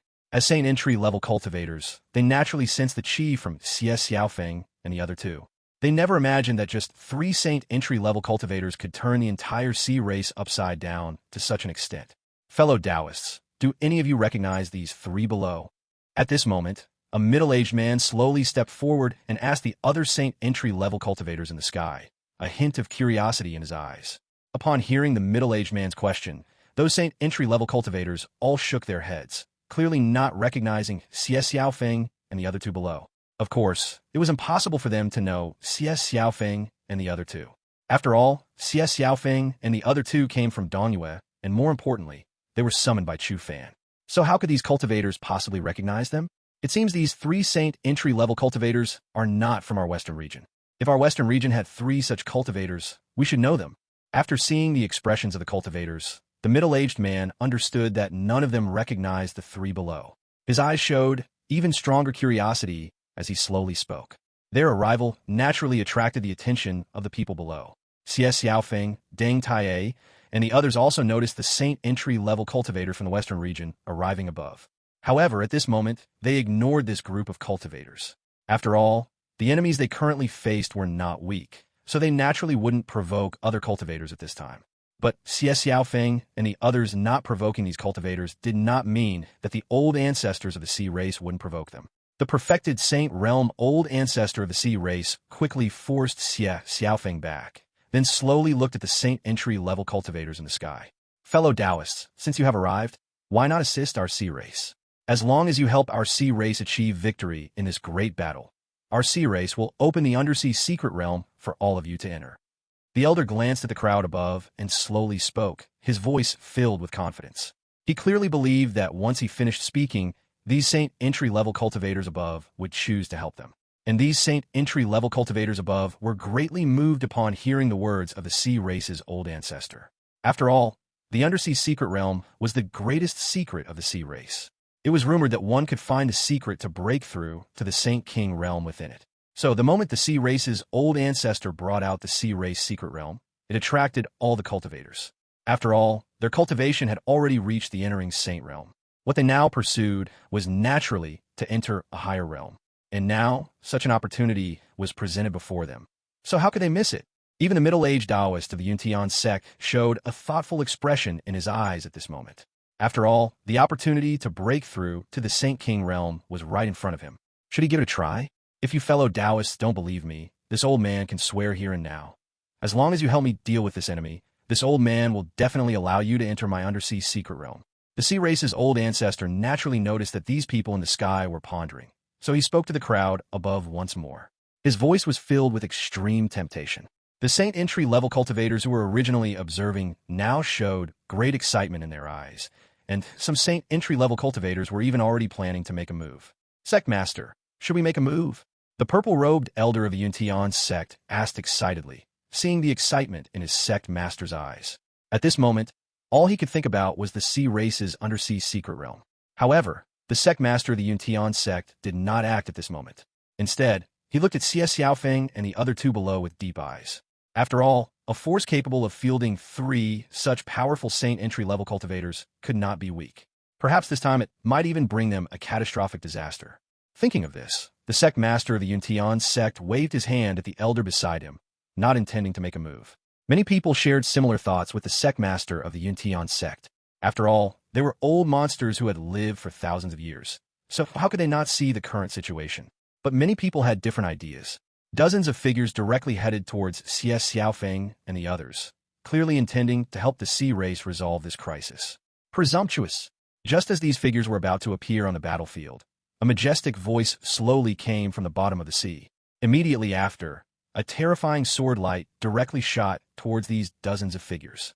The Saint entry-level cultivators who couldn't react in time were instantly killed by this sword light. The other Saint entry-level cultivators who did react dodged the sword light in fear and trepidation. At this moment, all the Saint entry-level cultivators in the sky looked in the direction from which the voice came. Then, Bai slowly walked towards the sky. Although his steps were very light, the aura emanating from him and the sword strike he had just unleashed filled these Saint entry-level cultivators in the sky with dread. Do you intend to participate in the great war between my great Xia and the sea race? Bai, who had arrived in the sky, looked at the cultivators before him with a disdainful expression and spoke. After speaking, a terrifying sword intent emanated from him. This caused everyone present to feel a terrifying pressure bearing down on them. Weaker cultivators even found it difficult to breathe at this moment. What a terrifying person! His cultivation has at least reached the Saint King level. The sect master of the Yuntian sect also showed a look of shock in his eyes as he sensed this. At this moment, he naturally also felt the terrifying aura emanating from Dugu Qiubai. So at this time, he also guessed Dugu Qiubai's true cultivation. Fortunately, the sect master didn't let us go up, otherwise, we would be facing this terrifying person. The elder beside him also showed a look of relief on his face at this moment. If they had made a move earlier, they would now be facing Dugu Qiubai, a Saint King level expert. And those who shared the same thoughts as this elder and did not make a move looked at the remaining Saint entry-level cultivators in front with a spectating gaze. They also wanted to see how this mysterious Saint King level expert would deal with these Saint entry-level cultivators.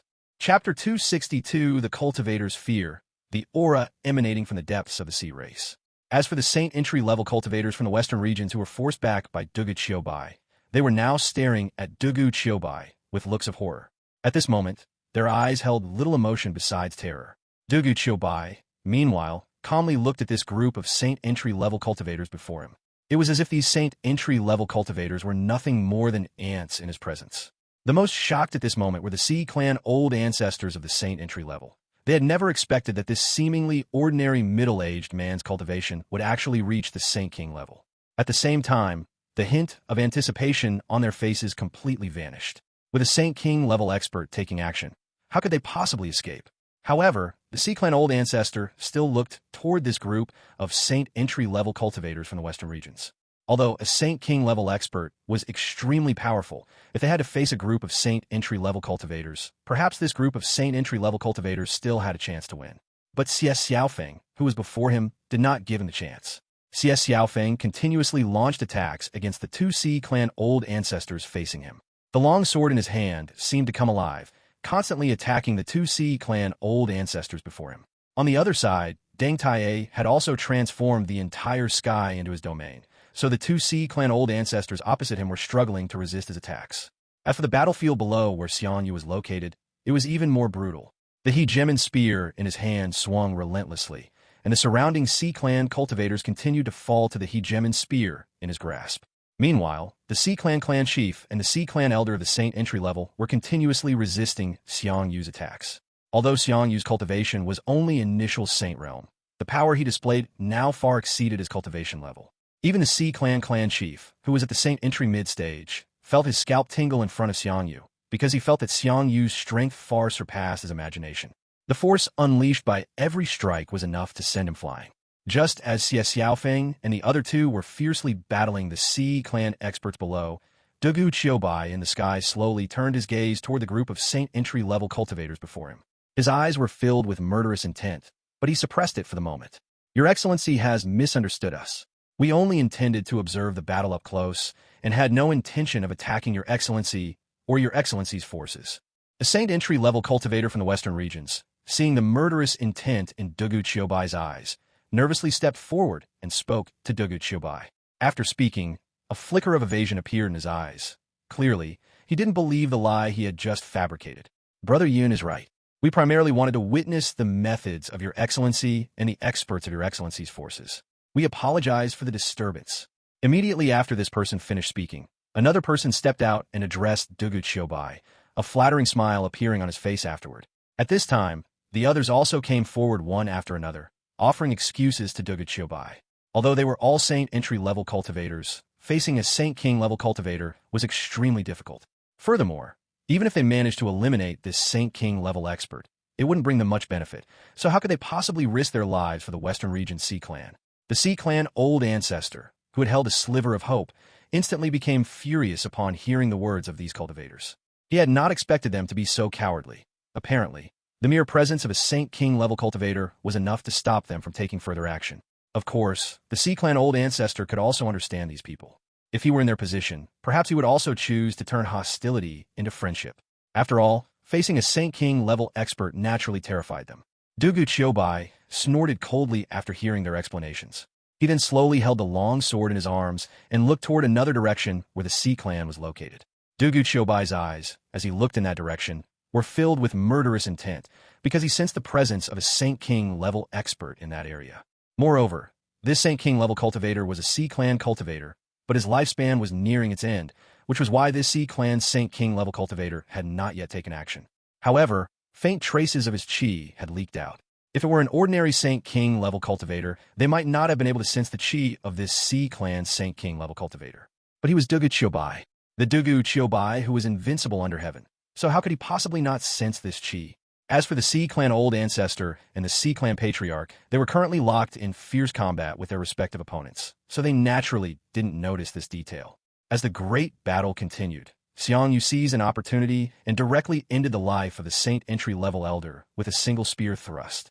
At the same time, the hegemon spear in his hand and the surrounding hegemonic chi caused heavy losses for the Sea Clan. In the next second, the hegemon spear in his hand appeared at the throat of the Sea Clan clan chief. Following his movement, he thrust the spear directly toward the Sea Clan clan chief. A wave of dominant chi surged directly toward the Sea Clan clan chief. Clearly, this single spear thrust from Xiang Yu could eliminate the Sea Clan clan chief. The Sea Clan Patriarch, witnessing this scene, showed a look of horror, but at this moment, he clearly could not evade the strike. He saw the trident of the sea god in his hand being swung to its limit, intending to use it to block Xiang Yu's spear thrust. Alas! Just as Xiang Yu's spear was about to land on the Sea Clan clan chief, a sigh echoed from the depths of the ocean. Immediately afterward, a terrifying wave of chi instantly erupted from the depths of the ocean. This chi seemed intent on saving the Sea Clan clan chief. However, just as this chi was about to land on Xiang Yu, a sharp sword intent descended from the sky.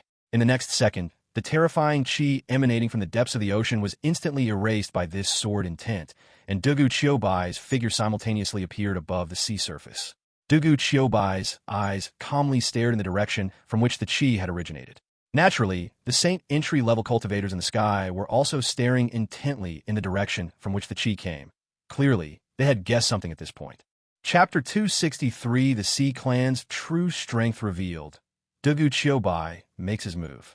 As other top powers in the western regions, they naturally knew the Sea Clan's true foundation. It seems that the Sea Clan's expert has emerged, but this time he may not be able to defeat the person before him. Even if he can defeat him, this battle will surely bring his lifespan to an end. The sect master of the Yuntian sect sensed this terrifying aura and slowly spoke. As the sect master of a top power, he naturally knew who the Sea Clan's true foundation was. At the same time, he also knew that the Sea Clan's foundation did not have much lifespan left. Otherwise, why would the Sea Clan not let its foundation take action? Moreover, regardless of the outcome of this battle between the middle-aged man and the Sea Clan's foundation, the Sea Clan's foundation will no longer be able to escort the Sea Clan. Just after the sect master finished speaking, several Saint Realm cultivators beside him showed complex expressions, clearly agreeing with the sect master's words. As one of the top powers in the western regions, their own foundations were naturally Saint King level experts. Of course, those Saint King level experts were all sleeping ancestors.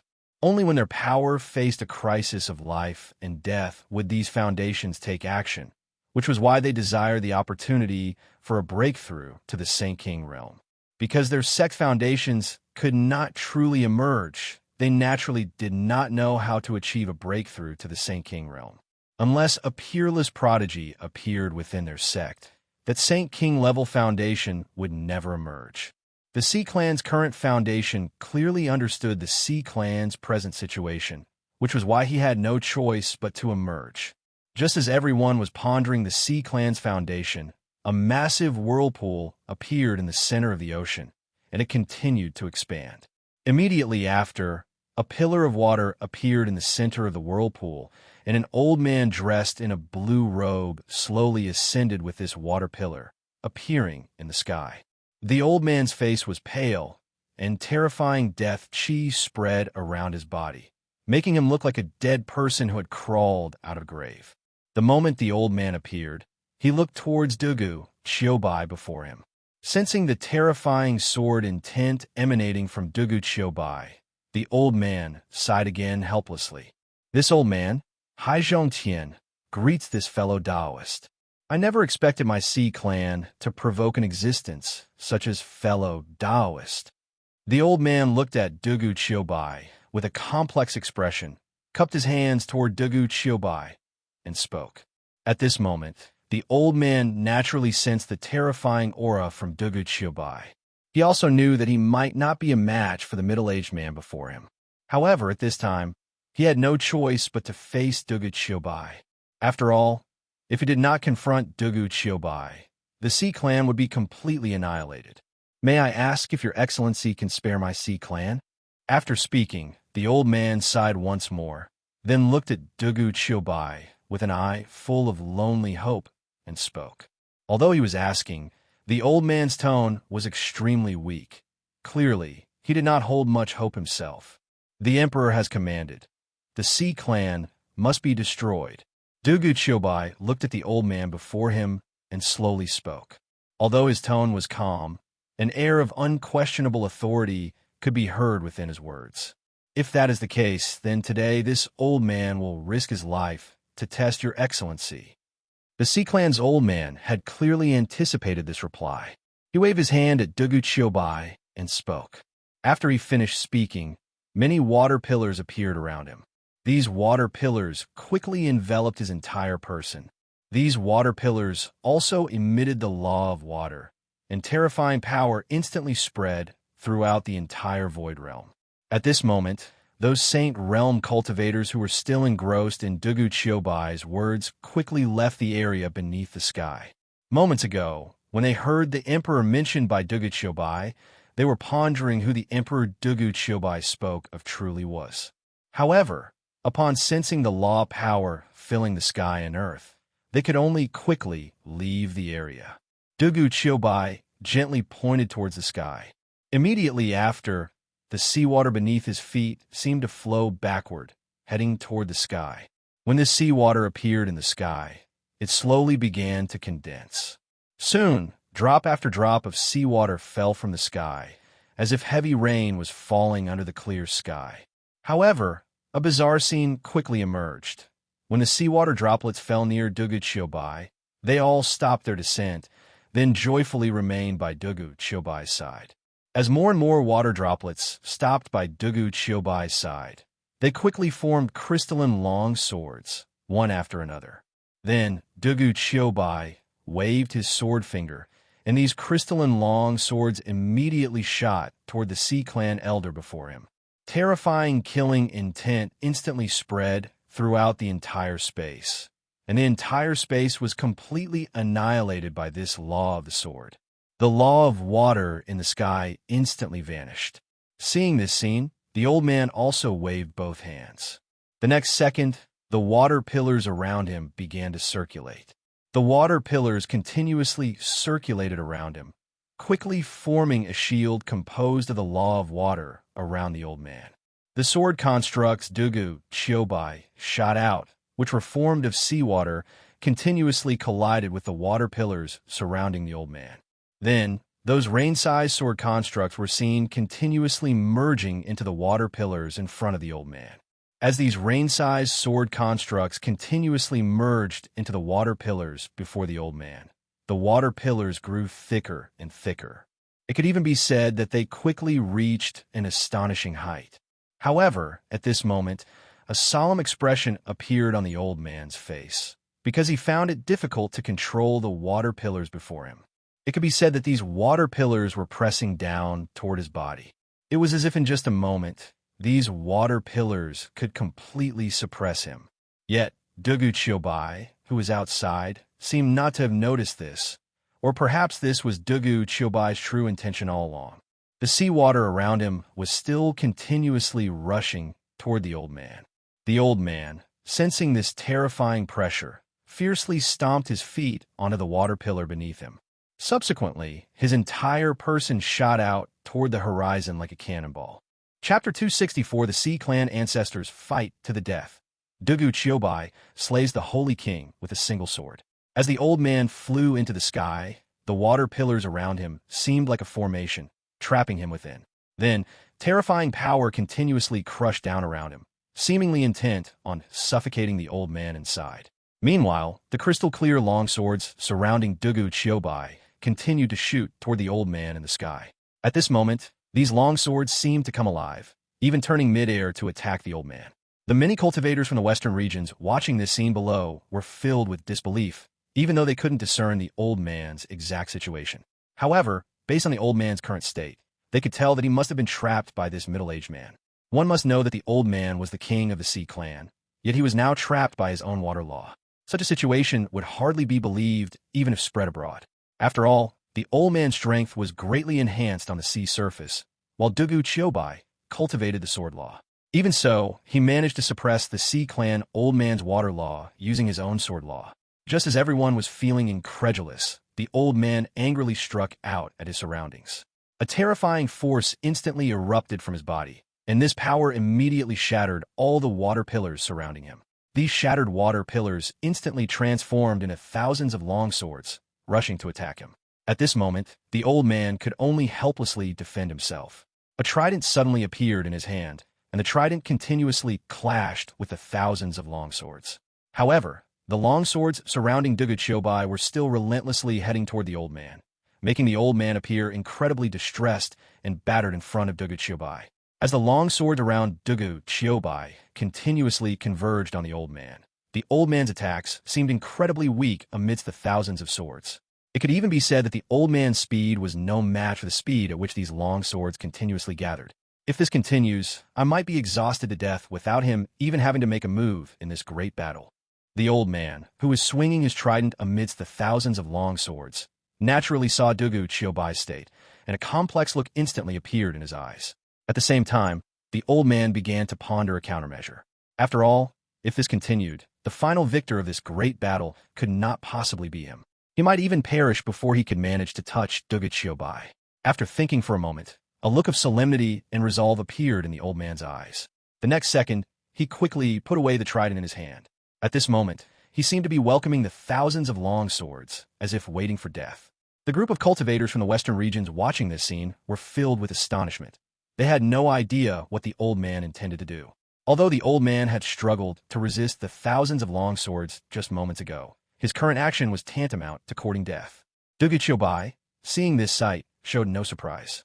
Instead, he allowed the long swords behind him to continue attacking the old man. Just as the long swords were about to reach the old man, his body instantly expanded. The next second, the old man transformed into a golden octopus. All the long swords struck the old man's true body, and many of them instantly vanished upon impact. However, some long swords directly pierced into the old man's body, instantly leaving wound after wound on him. Yet, these wounds appeared incredibly tiny on the golden octopus's true body.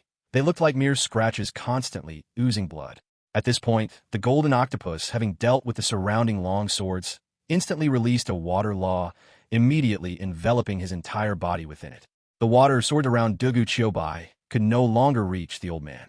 Dugu Chiobai then lightly waved his hand.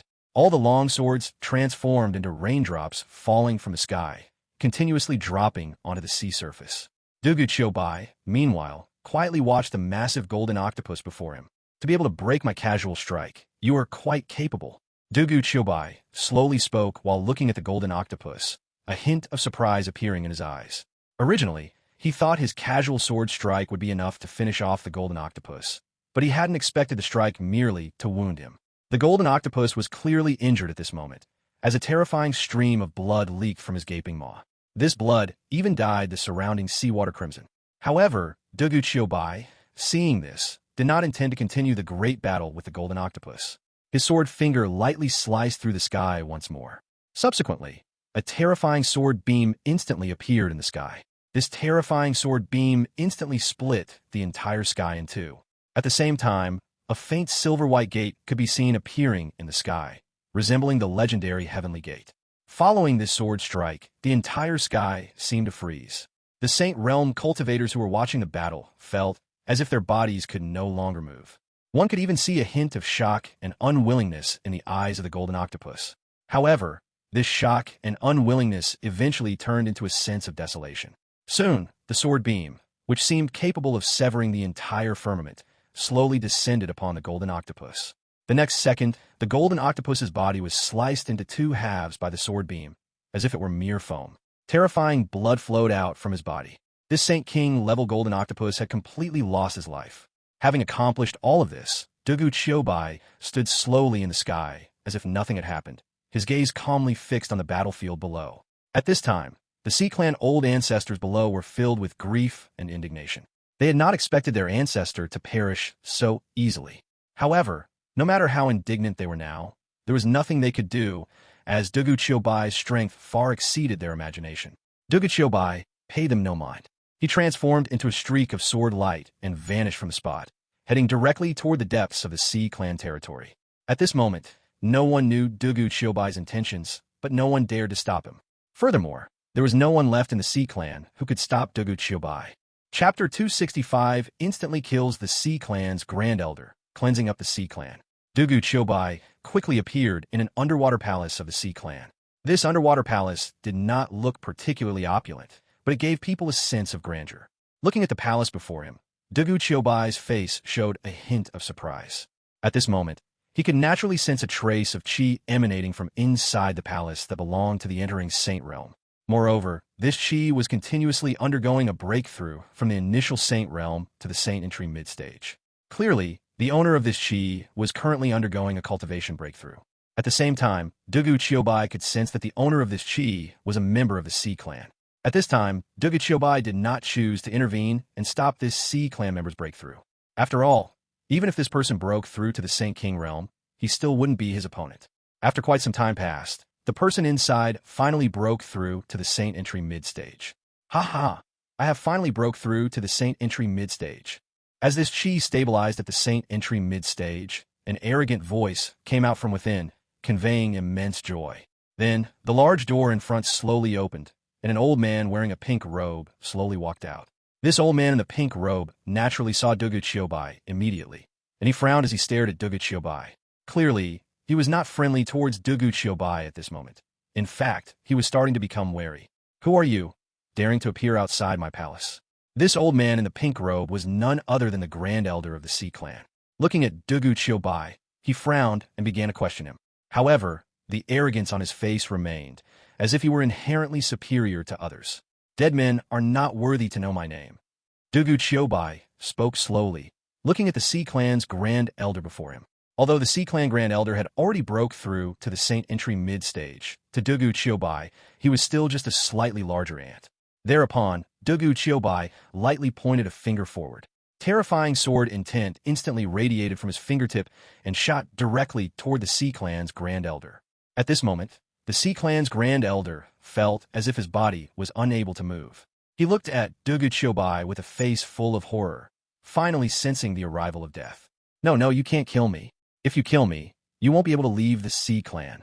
The instinct for survival caused the Sea Clan's Grand Elder to look at Dugu Qiubai with terror in his eyes, and at the same time, the Sea Clan Grand Elder began to threaten Dugu Qiubai.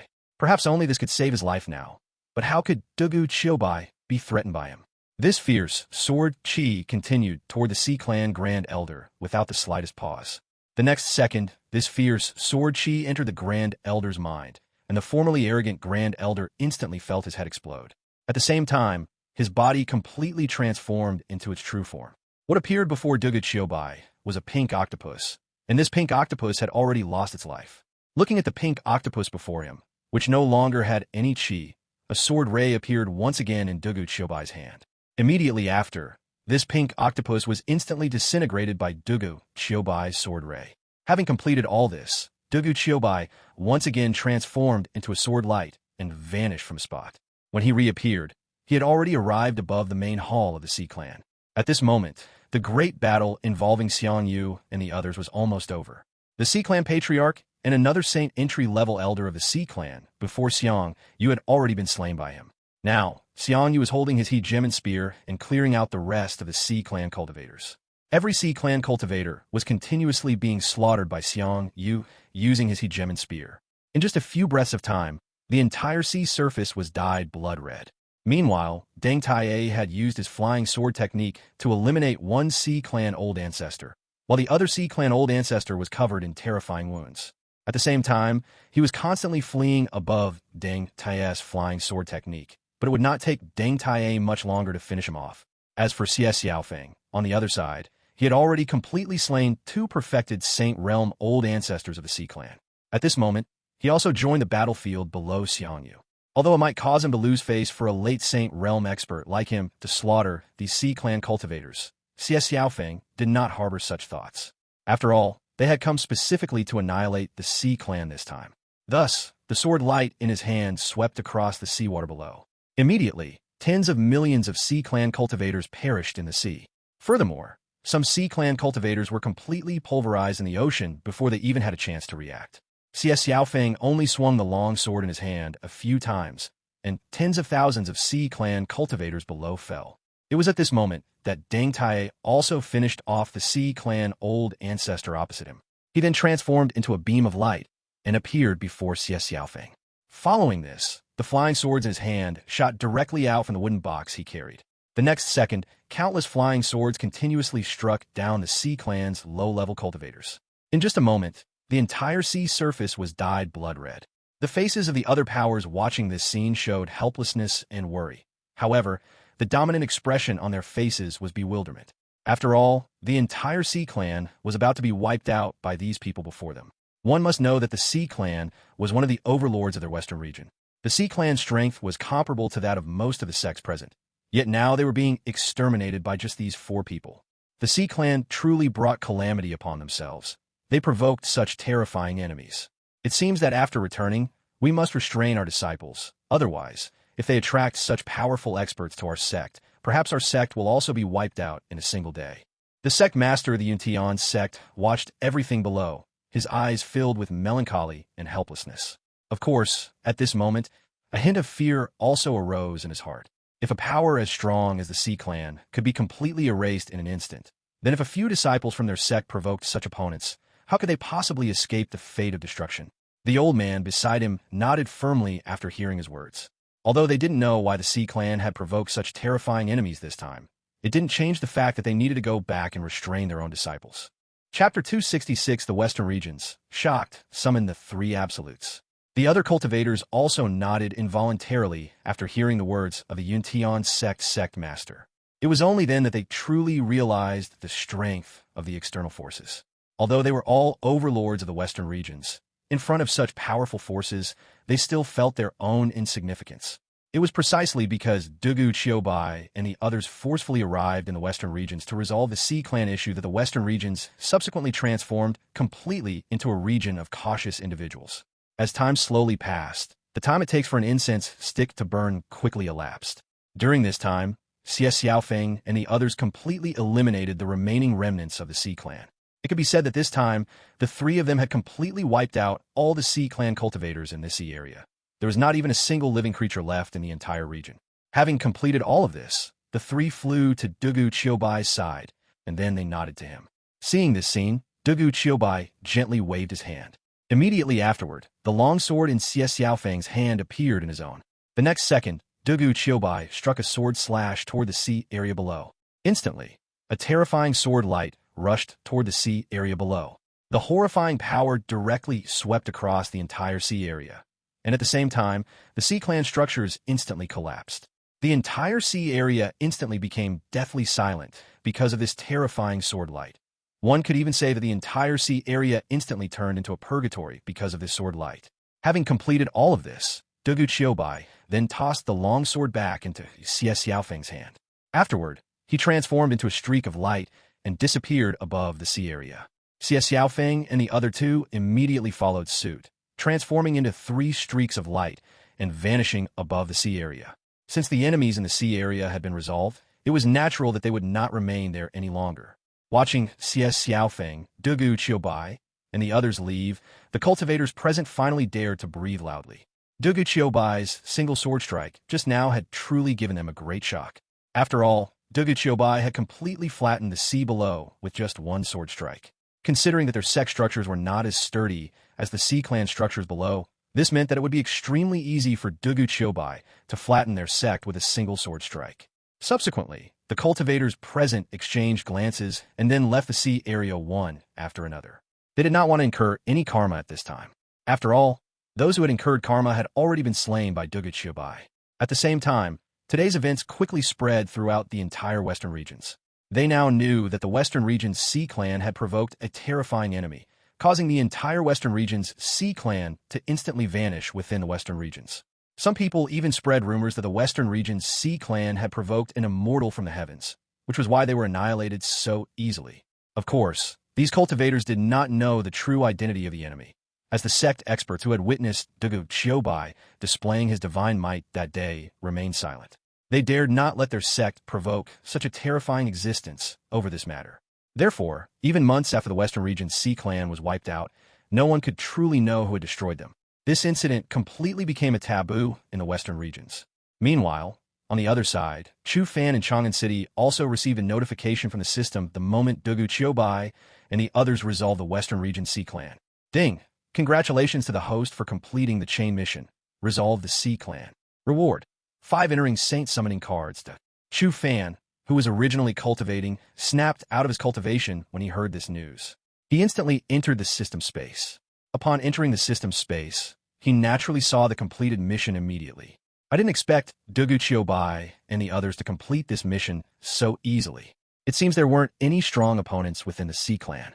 A smile appeared on Chu Fan's face as he looked at the system reward. After all, this time the reward was 5 Saint entry-level summoning cards, which meant that from now on, their Great Xia Dynasty would have 5 more Saint entry-level cultivators.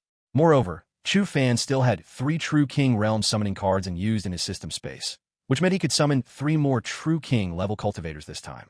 As for these 3 True King level summoning cards, they were the reward for Qin Xiong and the others conquering the Tianqing Dynasty. Therefore, currently, besides the 5 Saint entry-level summoning cards, he also had 3 True King level summoning cards. Of course, besides these summoning cards, its national destiny value had also reached over 7 million. If Chu Fan wished, he could now summon 7 more True King level existences. Since I have so many summoning cards in the system space now, I should use these 3 True King level summoning cards. Let's see what kind of hope these summoned individuals can bring me this time. Chu Fan glanced at the summoning cards in his system space and said leisurely, his eyes filled with anticipation as he was able to summon so many figures this time. Of course, no matter how much he anticipated it, he couldn't summon a Saint King level expert, as the strongest summoning card he held was only a Saint entry level summoning card. System, use these 3 True King summoning cards for me first. Thinking this, he did not hesitate at all and immediately issued his command to the system. Ding! True King summoning card successfully used. Congratulations to the host for obtaining the True King summoned figure. Northern Beggar Hong Qigong. Congratulations to the host for obtaining the True King summoned figure. Western Venom Ouyang Feng. Congratulations to the host for obtaining the True King summoned figure. Southern Emperor Eating. Soon, these 3 summoning cards appeared in Chu Fan's system space. A strange expression appeared on Chu Fan's face when he saw these 3 cards. He hadn't expected the True King level summoned figures this time to be these 3. He already had Eastern Heretic Huang Yaoshi summoned. Now that these 3 were summoned, he had successfully summoned 4 of the 5 absolutes from the Condor Heroes series. Chu Fan also saw the cultivation of the 3 at this time. Their cultivation, without exception, had reached the perfected True King realm. Clearly, the cultivation of the 3 of them was the same as Eastern Heretic Huang Yaoshi's cultivation. This meant that summoning these 3 was particularly worthwhile for Chu Fan. After all, based on the cultivation talent of the 3, they could break through to the entering Saint realm within a year, or perhaps even less. At that time, Chu Fan would not be far from completing his mission. Moreover, he could exchange for medicinal pills to allow all 4 of them to break through to the entering Saint realm. It could be said that Chu Fan's luck with the True King summoning card this time was quite good. Chapter 267, The 3 Tianlong Brothers, Chu Lushan of Beilyang. Of course, Chu Fan also had a very good impression of these 3 summoned figures. After all 3 were characters from novels he particularly liked. Although Ouyang Feng, the Western Venom, was a villain in that novel, he later became the great hero of the Condor, so Chu Fan did not feel too much aversion toward him. Furthermore, the summoned figures were 100% loyal to Chu Fan, so why should he feel aversion towards this villain? As for Hong Qigong, the Northern Beggar, he was a character Chu Fan particularly loved in his previous life. Although he was especially greedy, he was nonetheless one of the true top heroes in the world. Moreover, he had trained a great hero like Guijing, who served the nation and its people, so Hong Qigong, the Northern Beggar, was naturally one of Chu Fan's most beloved characters. As for Yidong, the Southern Emperor, Chu Fan did not have much of an opinion, as this person was a descendant of Duan Yu. Following this, Chu Fan turned his gaze towards the other Saint entry-level summoning cards in the system space.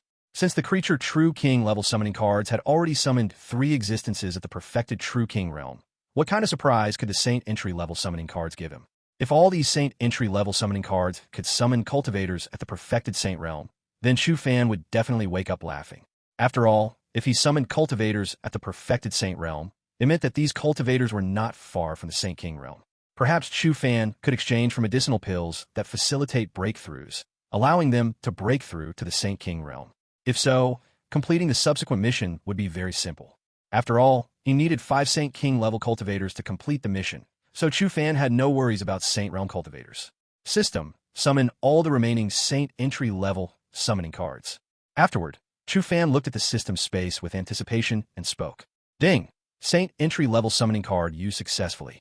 Congratulations, host, on summoning Saint entry-level character Xiao Feng. Congratulations, host, on summoning Saint entry-level character Duan Yu. Congratulations, host, on summoning Saint entry-level character Chu Lushan. Congratulations, host, on summoning Saint entry-level character Su Zhu. Congratulations, host, on summoning Saint entry-level character Li Xuanhuan. Soon, the figures summoned by the 5 Saint entry-level summoning cards appeared before Chu Fan. Looking at the 5 Saint entry-level summoned figures in his system space, a look of surprise appeared on Chu Fan's face.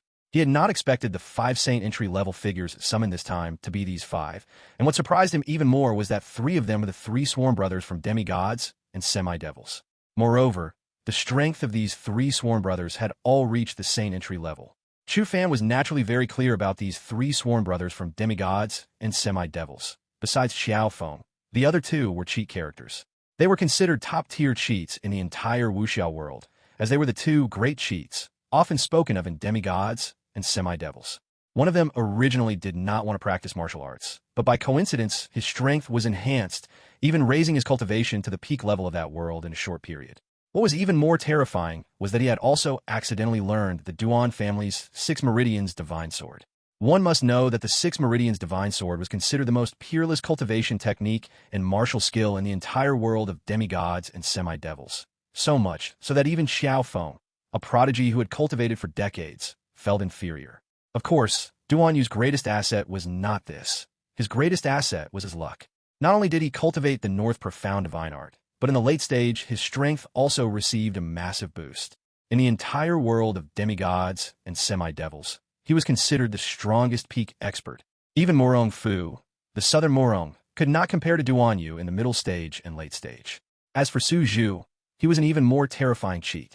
By coincidence, he obtained Weyazi's cultivation technique legacy, and at the same time, decades of Weyazi's internal energy were all poured into his body. Later, he even received the internal energy of Weyazi's 2 senior sisters. In the end, his combined internal energy amounted to no less than 2 centuries, making his cheat even greater. In just a short period, Su Zhu's strength surpassed the peak experts of his world. Even Ding Chunxiu was easily defeated by him later on. As for Xiao Feng, he could be called a peak expert in demigods and semi-devils, as his cultivation technique and martial skill were all cultivated by himself, without relying on cheats like Duan Yu and Su Zhu. However, his strength was still considered the most peak existence in the entire world of demigods and semi-devils. After all, he was one of the greatest prodigies. Nevertheless, Xiao Feng was a tragic figure in the world of demigods and semi-devils. Not only did he personally kill the woman he loved most, but he eventually committed suicide for the sake of peace between the Han people and his native Khitan tribe. It can be said that everyone who read the novel found Xiao Feng's ending difficult to accept. After sighing for a moment, Chu Fan directly opened the introduction panels for the 3 men, where he saw their cultivation and descriptions. When he saw the cultivation of the 3, a look of surprise appeared on his face. He had not expected all 3 of their cultivations to be at the late Saint realm. Initially, he thought Xiao Feng might reach the perfected Saint realm. As for the other 2 sworn brothers, Chu Fan did not have high expectations. After all, Duan Yu and Su Zhu were inherently cheat-like existences, so it was normal for their cultivation to reach any level. However, he did not expect Xiao Feng's cultivation to only be at the late Saint realm. Nonetheless, the fact that all 3 sworn brothers were merely at the late Saint realm was acceptable to Chu Fan. After reading the introductions about the 3 sworn brothers of demigods and semi-devils, Chu Fan then shifted his gaze to the other fat man among the summoning cards. Chu Fan naturally knew this fat man, as he was a notoriously fierce figure in the world of snow. He was also the Northern Liang Prince's sycophant, and it could be said that he truly lived for the sake of the entire Northern Liang. Perhaps many people knew of Chun Jibao, the white-robed spear immortal, but legends about Chu Lushan naturally circulated as well. However, Chu Fan had not expected the Chu Lushan summoned this time to be a Saint Realm cultivator. He recalled that the white-robed spear Immortal Chen Zhibao, whom he had summoned last time, was only at the King Realm, which was still far from the entering Saint Realm. Nevertheless, Chu Fan believed that as long as Chen Zhibao's cultivation was unsealed, his strength would definitely receive a terrifying boost. Chu Lushan had a definite role in the entire northern Liang. His most famous anecdote was perhaps the conquest of Shu with 3,000 iron cavalry. The cultivation of the Chu Lushan summoned this time had also reached the Saint entry mid-stage. Although this was not as high as Chu Fan had anticipated, this summoning added another Saint Realm cultivator to his roster. Moreover, Chu Lushan's greatest asset was not his strength, but his commanding ability in leading troops into battle. Chapter 268 Li Xuanhuan, the Little Flying Dagger, and Xiao Zi, who misses Chu Fan. Therefore, Chu Lushan's greatest use was in commanding troops. As for other aspects, Chu Fan no longer expected his cultivation to be very high. Afterward, Chu Fan's gaze then fell upon the last summon card, and seeing the name on this summon card, Chu Fan's eyes were filled with anticipation. He hadn't expected to summon the person he most admired as a child this time. Li Xuanhuan, Little Li Flying Dagger, is the perfect male lead in wuxia novels. Once his flying dagger was unleashed, even Shangguan Jinghong, the second strongest in the world, could not block it. It can be said that the strength of Li Xuanhuan, Little Li Flying Dagger, is among the top in the wuxia world. Moreover, the cultivation of the summoned Li Xuanhuan, Little Li Flying Dagger, had reached the perfected Saint Realm, making him the most powerful summoned character this time. Of course, this was only within this particular summoning, as Chu Fan now possessed several Saint King level experts. After reviewing all 5 summoned characters, Chu Fan slowly shifted his gaze out of the system space. He had now recovered from his excitement. Simultaneously summoning these 5 Saint entry-level cultivators meant that their Great Xia dynasty had gained 5 Saint entry-level cultivators. He was one step closer to completing his mission. Furthermore, in addition to these Saint entry-level cultivators, he had also summoned several True King Realm cultivators, some of whom had already reached the peak True King Realm.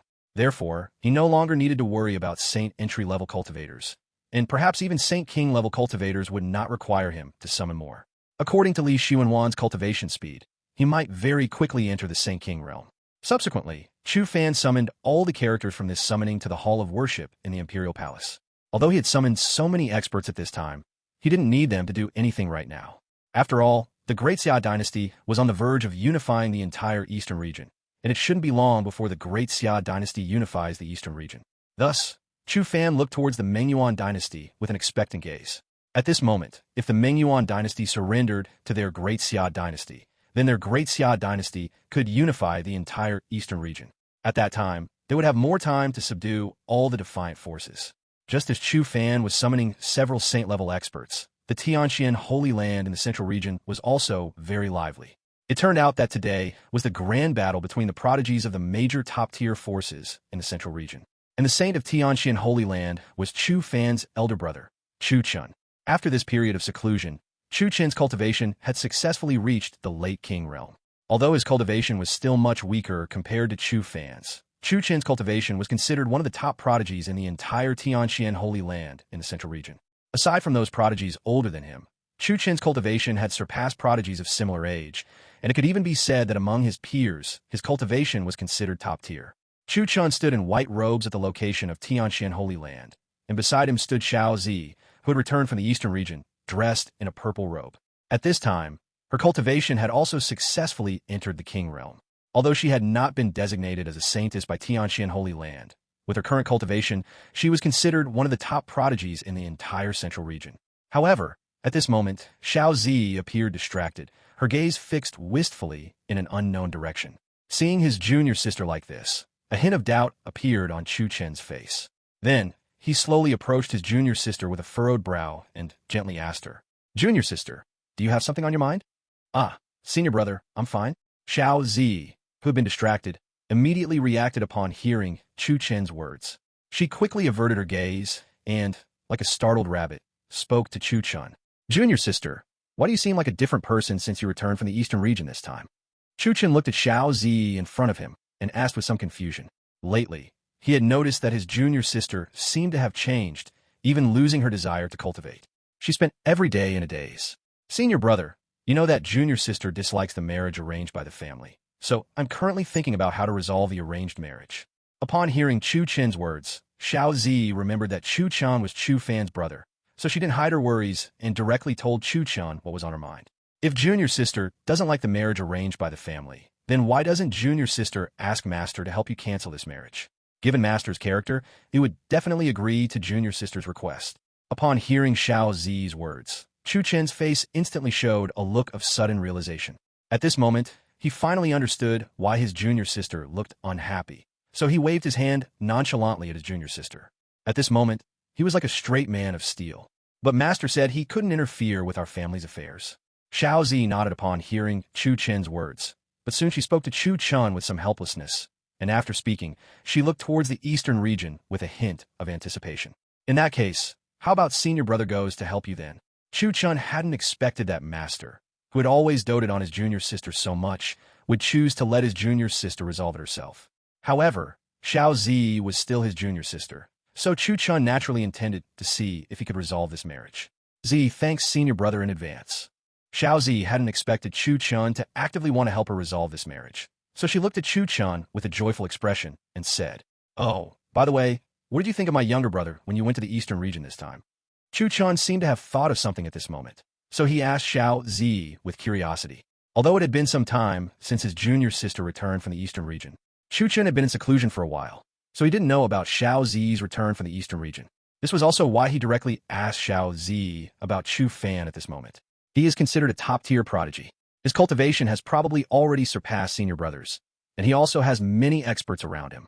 Upon hearing Chu Chen's question, Chu Fan's carefree face instantly appeared in Xiao Zi's mind, and a smile unconsciously curved at the corner of her lips. Chapter 269, Xiao Zi's Marriage Contract, the fourth prince of the primordial Immortal Dynasty. The subtle smile that unconsciously graced Xiao Zi's lips was naturally noticed by Chu Chan. At this moment, even if he were dense, he would have guessed that his Junior Sister had probably fallen for his own younger brother. However, having this thought made Chu Chan even happier, as he had treated Xiao Zi like his own sister since childhood. Now that the sister he cherished had fallen for his biological younger brother, it was the best possible outcome for him. Although it had been a long time since he had seen Chu Fan was still his biological younger brother. Therefore, he would definitely be thrilled if Xiao Zi and Chu Fan ended up together. After all, he didn't want the sister he had cherished for so long to marry some scoundrel. At the same time, Chu Chan became even more determined to cancel this arranged marriage for Xiao Zi. I didn't expect Junior Sister to have such a high opinion of my younger brother. It seems he truly has grown a lot over these years. After thinking this, Chu Chan continued to speak to Xiao Zi, but after he finished, his eyes remained fixed on her. He wanted to discern something from his Junior Sister's gaze. Xiao Zi, however, did not notice Chu Chen's change. After hearing Chu Chen's words, she could no longer hide her smile, and she nodded directly and continued speaking. Although that guy can be unreliable sometimes, his talent and strength are unparalleled. Furthermore, he achieved the awakening of the Innate Dao Body. Even if he came to the Central Region, he would be considered a top-tier prodigy. It's just that right now he wants to unify the entire Eastern Region, so he doesn't have time to come to the Central Region. Only after Xiao Zi finished speaking did she realize her slip, and she slowly turned her head to look at her senior brother. Seeing the playful look in her senior brother's eyes, Xiao Zi fully grasped the situation, and her face instantly flushed crimson. It seems my younger brother occupies quite a significant place in Junior Sister's heart. Chu Chan naturally continued to tease Xiao Zi, but inwardly, he was thinking about how to resolve his Junior Sister's marriage situation. After hearing Chu Chen's words, Xiao Zi stopped speaking, instead silently lowering her head, afraid to say anything. The blush on her face represented her current feelings, and at the same time, Xiao Zi's mind was filled entirely with Chu Fan's calm and composed appearance.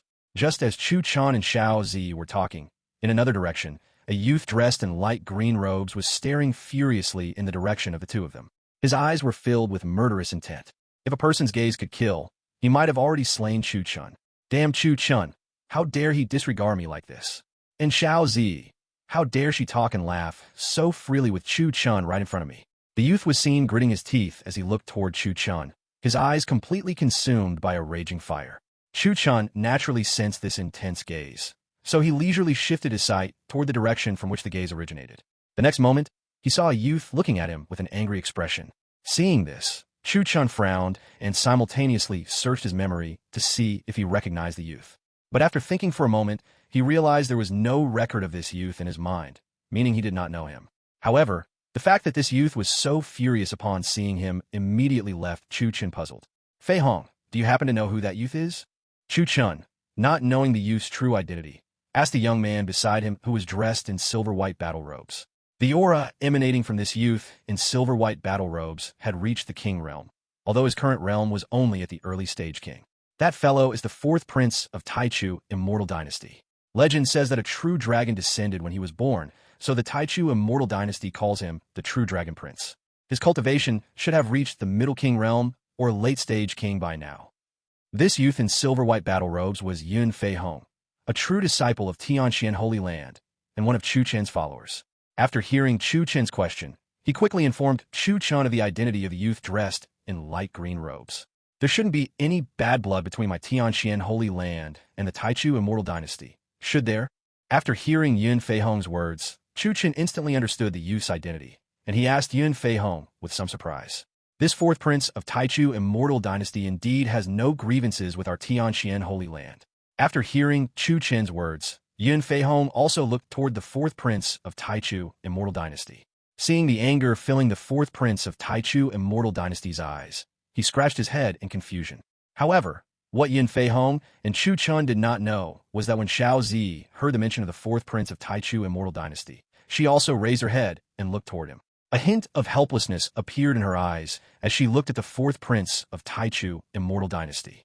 Reporting to the saint, I believe I know why this fourth prince of Taichu Immortal Dynasty harbors hostility toward us.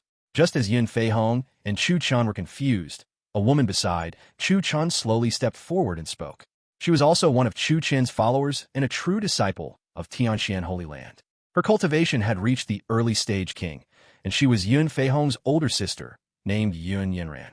Yun Yinran wore a silver-white robe, which perfectly accentuated her curvaceous figure. Her exquisite face held a faint smile, and her eyes, like a clear spring, made her appear even more vibrant. Oh, what kind of grievance does he have with us? Chu Chen, who was already somewhat confused, became even more puzzled after hearing Yun Yinran's words, and he looked leisurely toward her. This fourth prince of Taichu Immortal Dynasty has a marriage contract with junior sister Xiao. Therefore, seeing junior sister Xiao talking and laughing freely with the saint here caused him to resent the saint, especially since this guy holds grudges easily. After hearing Chu Chen's question, Yun Yinran smiled faintly, and then she slowly looked at Xiao Zi and spoke. Yun Yinran had naturally overheard the conversation between Chu Chen and Xiao Zi, so she knew that Xiao Zi might have feelings for the saint's younger brother. She knew the temperament of her saint. After learning the identity of this fourth prince of Taichu Immortal Dynasty, their saint would likely not let the matter rest. Chapter 270 Yun Fei Hong makes a powerful move, and the seventh prince of the Primordial Immortal Dynasty gets beaten up. Sure enough, after Chu Chen heard Yun Yinran's words and looked toward the fourth prince of Taichu Immortal Dynasty again, his eyes were filled with a dominating aura. Since his junior sister and his own brother had such a relationship, he naturally could not allow his junior sister to marry the fourth prince of Taichu Immortal Dynasty. Initially, he was still thinking about how to call off his junior sister's marriage, but now it seemed he had found an opportunity. Thereupon, Chu Chen looked at the fourth prince of Taichu Immortal Dynasty with a thoughtful gaze. Fei Hong, later you will challenge the seventh prince of Taichu Immortal Dynasty. I heard that the seventh prince of Taichu Immortal Dynasty and the fourth prince of Taichu Immortal Dynasty are full brothers. After you defeat the seventh prince of Taichu Immortal Dynasty, I believe this fellow will take action. Chu Chen then slowly turned his gaze towards Yun Fei Hong and spoke directly to him. Saint, rest assured. Later, your subordinate will definitely defeat that fellow, which will force this so-called fourth prince to take action. After Yun Fei Hong heard Chu Chen's words, a look of excitement immediately appeared in his eyes, and he gazed fervently at the seventh prince of Taichu Immortal Dynasty. The seventh prince of Taichu Immortal Dynasty probably never dreamed that he would be targeted so easily. Although the seventh prince of Taichu Immortal Dynasty and the fourth prince of Taichu Immortal Dynasty are full brothers, the gap in their cultivate talent is still significant. The current cultivation of the seventh prince of Taichu Immortal Dynasty is only at the king realm, and he has only just achieved the breakthrough to early stage king, whereas the cultivation of the fourth prince of Taichu Immortal Dynasty has already reached the late king realm, so the gap between the two of them is not small. After Xiao Zi heard her senior brother's words, a happy smile also appeared on her face, and she looked at her senior brother with anticipation. At this moment, Yun Feihong transformed into a streak of light and arrived at the Tianqian Holy Land martial arts arena. As one of the followers of Chu Chun, the saint of Tianqian Holy Land, Yun Feihong's appearance in the arena naturally attracted the attention of many people. Even the Holy Lord of the Holy Land noticed Yun Feihong at this time, and the Holy Lords and powerful experts of the major forces naturally focused their gaze upon Yun Feihong. They did not understand why Yun Feihong appeared on the platform so quickly. They knew that based on past situations, Yun Feihong would only appear on the platform later in the major battles. After all, the truly great battles are always saved for the end. Thus, these people all turned their gaze toward the Holy Lord of the Holy Land, but the Holy Lord of the Holy Land ignored them, instead looking calmly at Yun Feihong below. I heard that the 7th Prince of Taichu Immortal Dynasty is a 1-in-a-million prodigy. I wonder if I might witness his skills today. Yun Feihong, having arrived on the platform, immediately looked in the direction of Taichu Immortal Dynasty and then addressed the 7th Prince of Taichu Immortal Dynasty, who was eating spirit fruit. The 7th Prince of Taichu Immortal Dynasty, who was eating the spirit fruit in front of him, instantly stopped his movement after hearing Yun Feihong's words and looked at Yun Feihong with some surprise.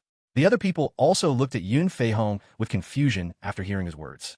The Holy Lord of the Holy Land also swept his gaze over Yun Feihong at this moment, before slowly focusing his attention on Chu Chun. He now knew that Yun Feihong's challenge to the 7th Prince of Taichu Immortal Dynasty likely originated from Chu Chun. And Chu Chun nodded after seeing the gaze of his Holy Lord. Since this brother wishes to challenge me, then I accept this battle.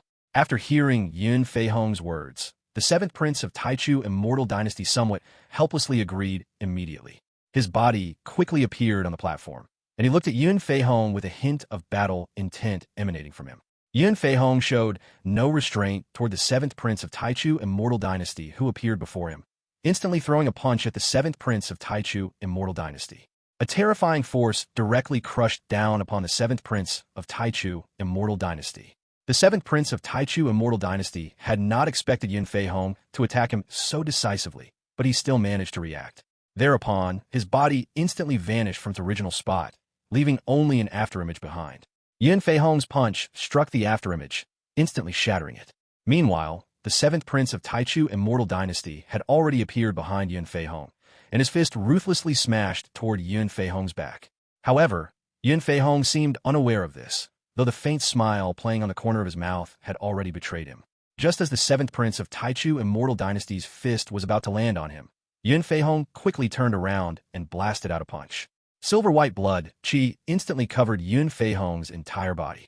In the next second, under the horrified gaze of the 7th Prince of Taichu Immortal Dynasty, Yun Feihong's punch sent him flying backward. The 7th Prince of Taichu Immortal Dynasty then slammed heavily onto the platform, instantly creating a deep crater. Yun Feihong clapped his hands and stood not far from the large crater, observing the situation inside it. He wanted to use the most flawless means to defeat the 7th Prince of Taichu Immortal Dynasty. Only in this way could he display his own prowess and simultaneously demonstrate the strength of his saint. Cough, cough, cough. After a long moment, a coughing sound finally came from the deep crater, and then the 7th Prince of Taichu Immortal Dynasty slowly climbed out of the pit. When he looked at Yun Feihong, his eyes were filled with confusion. He did not know why the fellow in front of him had struck him with such heavy force.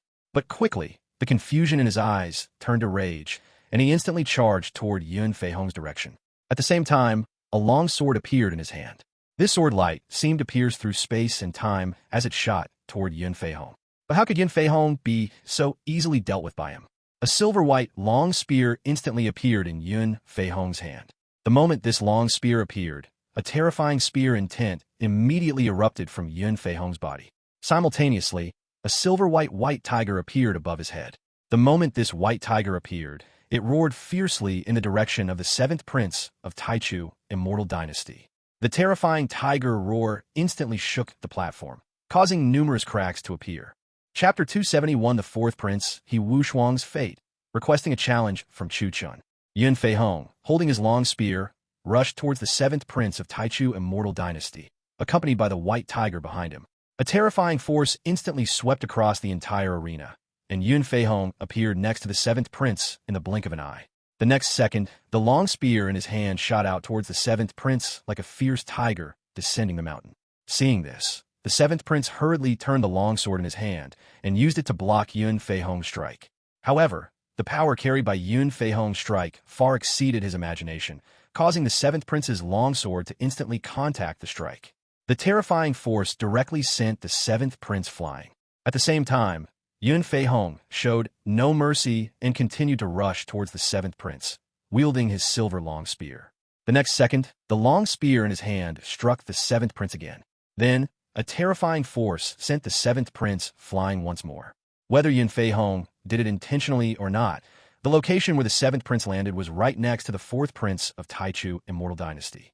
A smile appeared on Yun Fei Hong's face upon seeing this, and he even made a provocative gesture toward the fourth prince of the Taichu Immortal Dynasty. The fourth prince of the Taichu Immortal Dynasty, already filled with anger towards Chu Chun, looked down at Yun Fei Hong with killing intent in his eyes upon seeing this scene. At this moment, he wished he could directly intervene and deal with Yun Fei Hong below. However, as a top prodigy of the Taichu Immortal Dynasty, he knew that if he were to attack Yun Fei Hong now, it would be seen as bullying the weak. Furthermore, even if he made a move and defeated Yun Fei Hong, no one would acknowledge him. After all, Yun Fei Hong was merely a follower of Chu Chun, the saint of the Tianxian Holy Land, so there was no need for a major battle between the two of them. The emperor of the Taichu Immortal Dynasty frowned at this moment and looked towards the Holy Lord of the Tianxian Holy Land, his eyes filled with displeasure, as if he were questioning the Holy Lord of the Tianxian Holy Land about the current situation. It seems the strength of your seventh prince of the Taichu Immortal Dynasty is not as formidable as rumored, since he was so easily defeated by a peer prodigy. Just as the emperor of the Taichu Immortal Dynasty looked towards the Holy Lord of the Tianxian Holy Land, a middle-aged man wearing golden battle robes beside the emperor of the Taichu Immortal Dynasty spoke slowly, looking at the emperor of the Taichu Immortal Dynasty. It was evident that his words carried mockery. Little Seven is naturally playful, so it is normal for him to be inferior to a true disciple of the Tianxian Holy Land.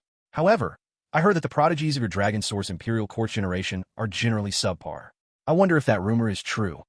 After hearing the middle-aged man's words, the emperor of the Taichu Immortal Dynasty frowned even harder. Then, he spoke to the middle-aged man with sharp eyes. At the same time, his tone was full of sarcasm.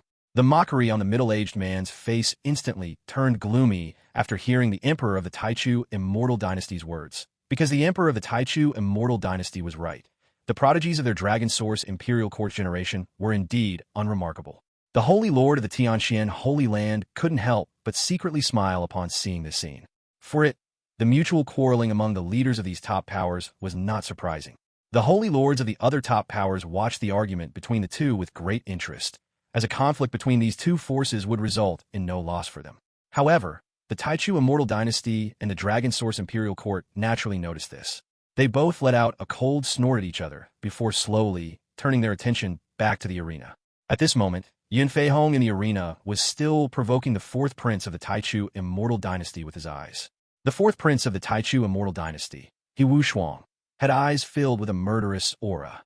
At this moment, he wished he could tear Yun Fei Hong in the arena into 10,000 pieces. He gently helped his younger brother up. The next second, He Wushuang appeared in the arena like a flash of lightning. His movements were extremely fast, and his fist immediately smashed towards Yun Fei Hong.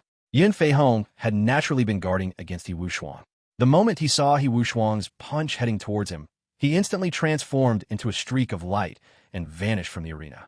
When Yun Fei Hong reappeared before the crowd, he was already beside Chu Chun. At this moment, he looked at He Wushuang in the arena with a defiant expression. Seeing this scene, the killing intent in He Wushuang's eyes intensified. However, when he noticed the gazes of the holy lords surrounding the arena, he slowly withdrew the killing intent in his eyes. Following this, He Wushuang slowly stepped forward and looked pointedly in Chu Chen's direction.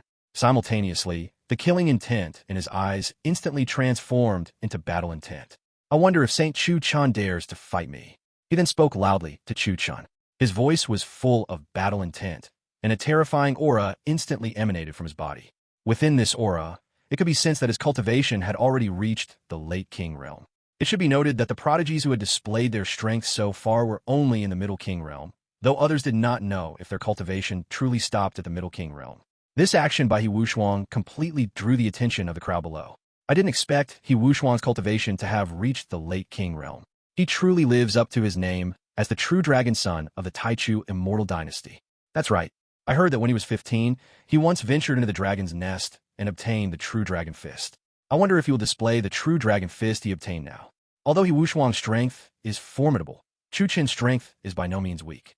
After all, he possesses the Supreme Bone, and not long ago, he defeated an older generation true disciple of the Tianqian Holy Land who was in the late King realm.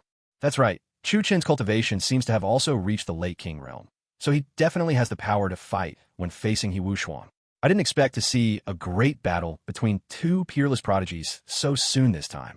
I just wonder if Chu Chen will accept He Wushuang's challenge. The numerous prodigies watching the battle below began to discuss animatedly, hoping that Chu Chen would accept He Wushuang's challenge and fight him. After all, both Chu Chen and He Wushuang were top prodigies of the Central Region, so a battle between them would naturally be extremely exciting. Chapter 272, Chu Chen accepts the challenge, a great battle between two top geniuses. At this moment, even the holy lords of the top powers above looked at Chu Chen with an expression as if watching a good show, wanting to know if Chu Chen would accept the challenge. However, given the current situation, if Chu Chen did not accept the challenge, he would lose face for the entire Tianqian Holy Land. As a prodigy among the younger generation, Chu Chen naturally could not be so cowardly. Moreover, this great battle was originally provoked by Chu Chen's followers. They did not believe that Chu Chen's followers would directly challenge the 7th prince of Taichu Immortal Dynasty without Chu Chen's consent. Saint, it's your turn to teach this guy a good lesson. I heard this guy can be as famous as the Saint. I wonder what capabilities he has to be on par with the Saint. Yin Feihong looked at He Wushuang below with a hint of disdain in his eyes. Although He Wushuang was called the true dragon's son, however, Chu Chen, who possessed the Supreme Bone, had talent recognized throughout the eastern region. More importantly, Chu Chen of Tianqian Holy Land and the 4th prince of Taichu Immortal Dynasty, He Wushuang, were considered the two greatest prodigies in the central region.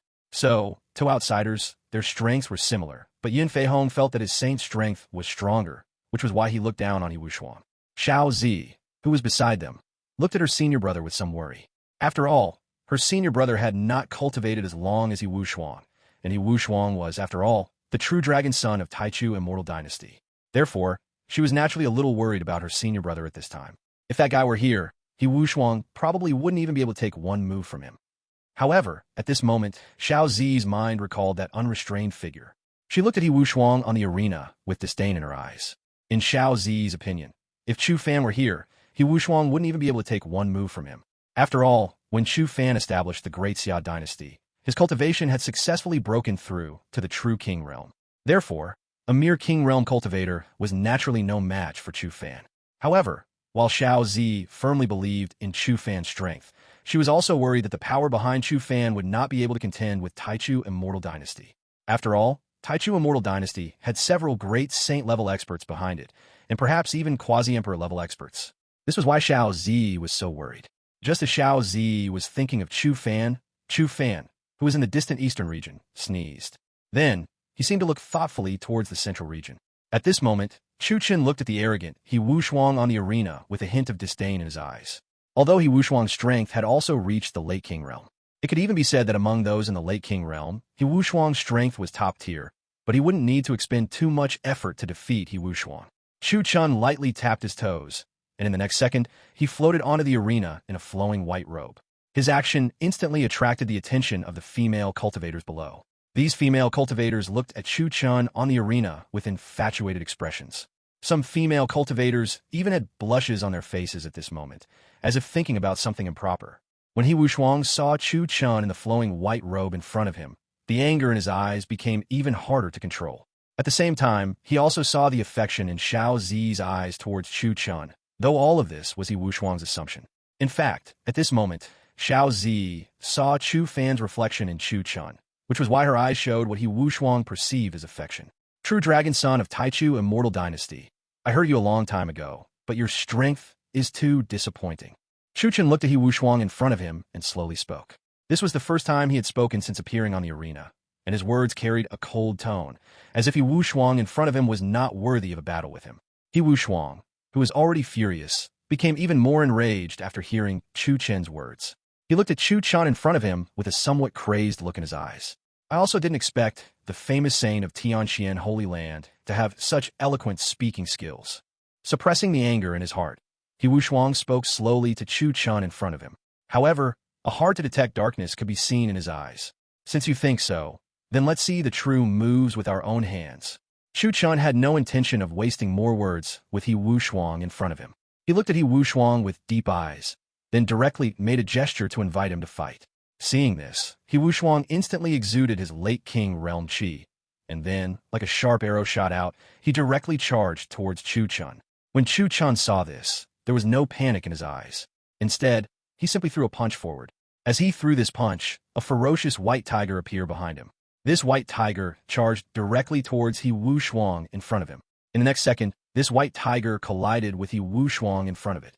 The moment they collided, the entire arena underwent earth-shattering changes. At the same time, a terrifying pressure emanated from the center of the arena. He Wushuang and Chu Chun appeared on one side of the arena simultaneously. At this moment, neither He Wushuang nor Chu Chun had any injuries, but many footprints could be seen on the arena in front of He Wushuang. However, there were no footprints in front of Chu Chun, which indicated that Chu Chun had the upper hand in this strike. He Wushuang, seeing this, was naturally somewhat angry. So, he once again launched an attack towards Chu Chun in front of him, this time clenching his fist. Behind him, a gigantic azure dragon appeared. This gigantic dragon stared at Chu Chun in front of it, like a demon about to awaken. Chu Chun naturally showed no surprise at this scene. Instead, he once again threw a punch towards He Wushuang, and as he threw this punch, the white tiger once again appeared behind him. The white tiger looked at the azure dragon in front of it and let out an angry roar. The terrifying sound waves instantly shattered the arena they were on.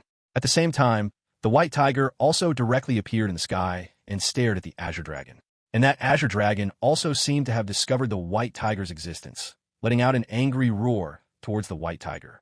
Wave after wave of azure ripples continuously struck towards the white tiger. However, a silver-white light shield in front of the white tiger blocked these continuous azure ripples. Chapter 273, the terrifying strength displayed by the two, sword intent and spear intent. The crowd below naturally saw the two people staring at each other on the arena. The chi emanating from Holy Sun Chu Chun and He Wushuang clearly surpassed the late king realm. Even regular cultivators in the king completion realm would likely be unable to unleash such an attack in front of them. I didn't expect them to use their full power right from the start. It seems He Wushuang takes Holy Sun Chu Chun very seriously, using his true dragon fist right at the beginning. In that exchange just now, Holy Sun Chu Chun had the upper hand. Therefore, if He Wushuang is careless again, he will probably lose very soon. I never imagined the battle between these two would be so terrifying. If I were currently in the arena, I would probably be torn to shreds by the chi emanating from them. I really don't know who the final victor of this great battle will be, but I believe Holy Sun Chu Chun will win this battle. Although He Wushuang's strength is formidable, I also support Holy Sun Chu Chun to achieve victory in this great battle. The battle between He Wushuang and Chu Chun instantly shocked the people below, as the strength the two displayed far exceeded their current realm. However, after a moment of shock, many people began to support Chu Chun to win the battle, as, in the eyes of these cultivators, appearance trumped everything. Although He Wushuang was not bad-looking, his appearance still fell far short when compared to Chu Chun. After all, Chu Chun's looks were among the best in the entire eastern region, not to mention that He Wushuang, due to his anger, now looked somewhat frightening.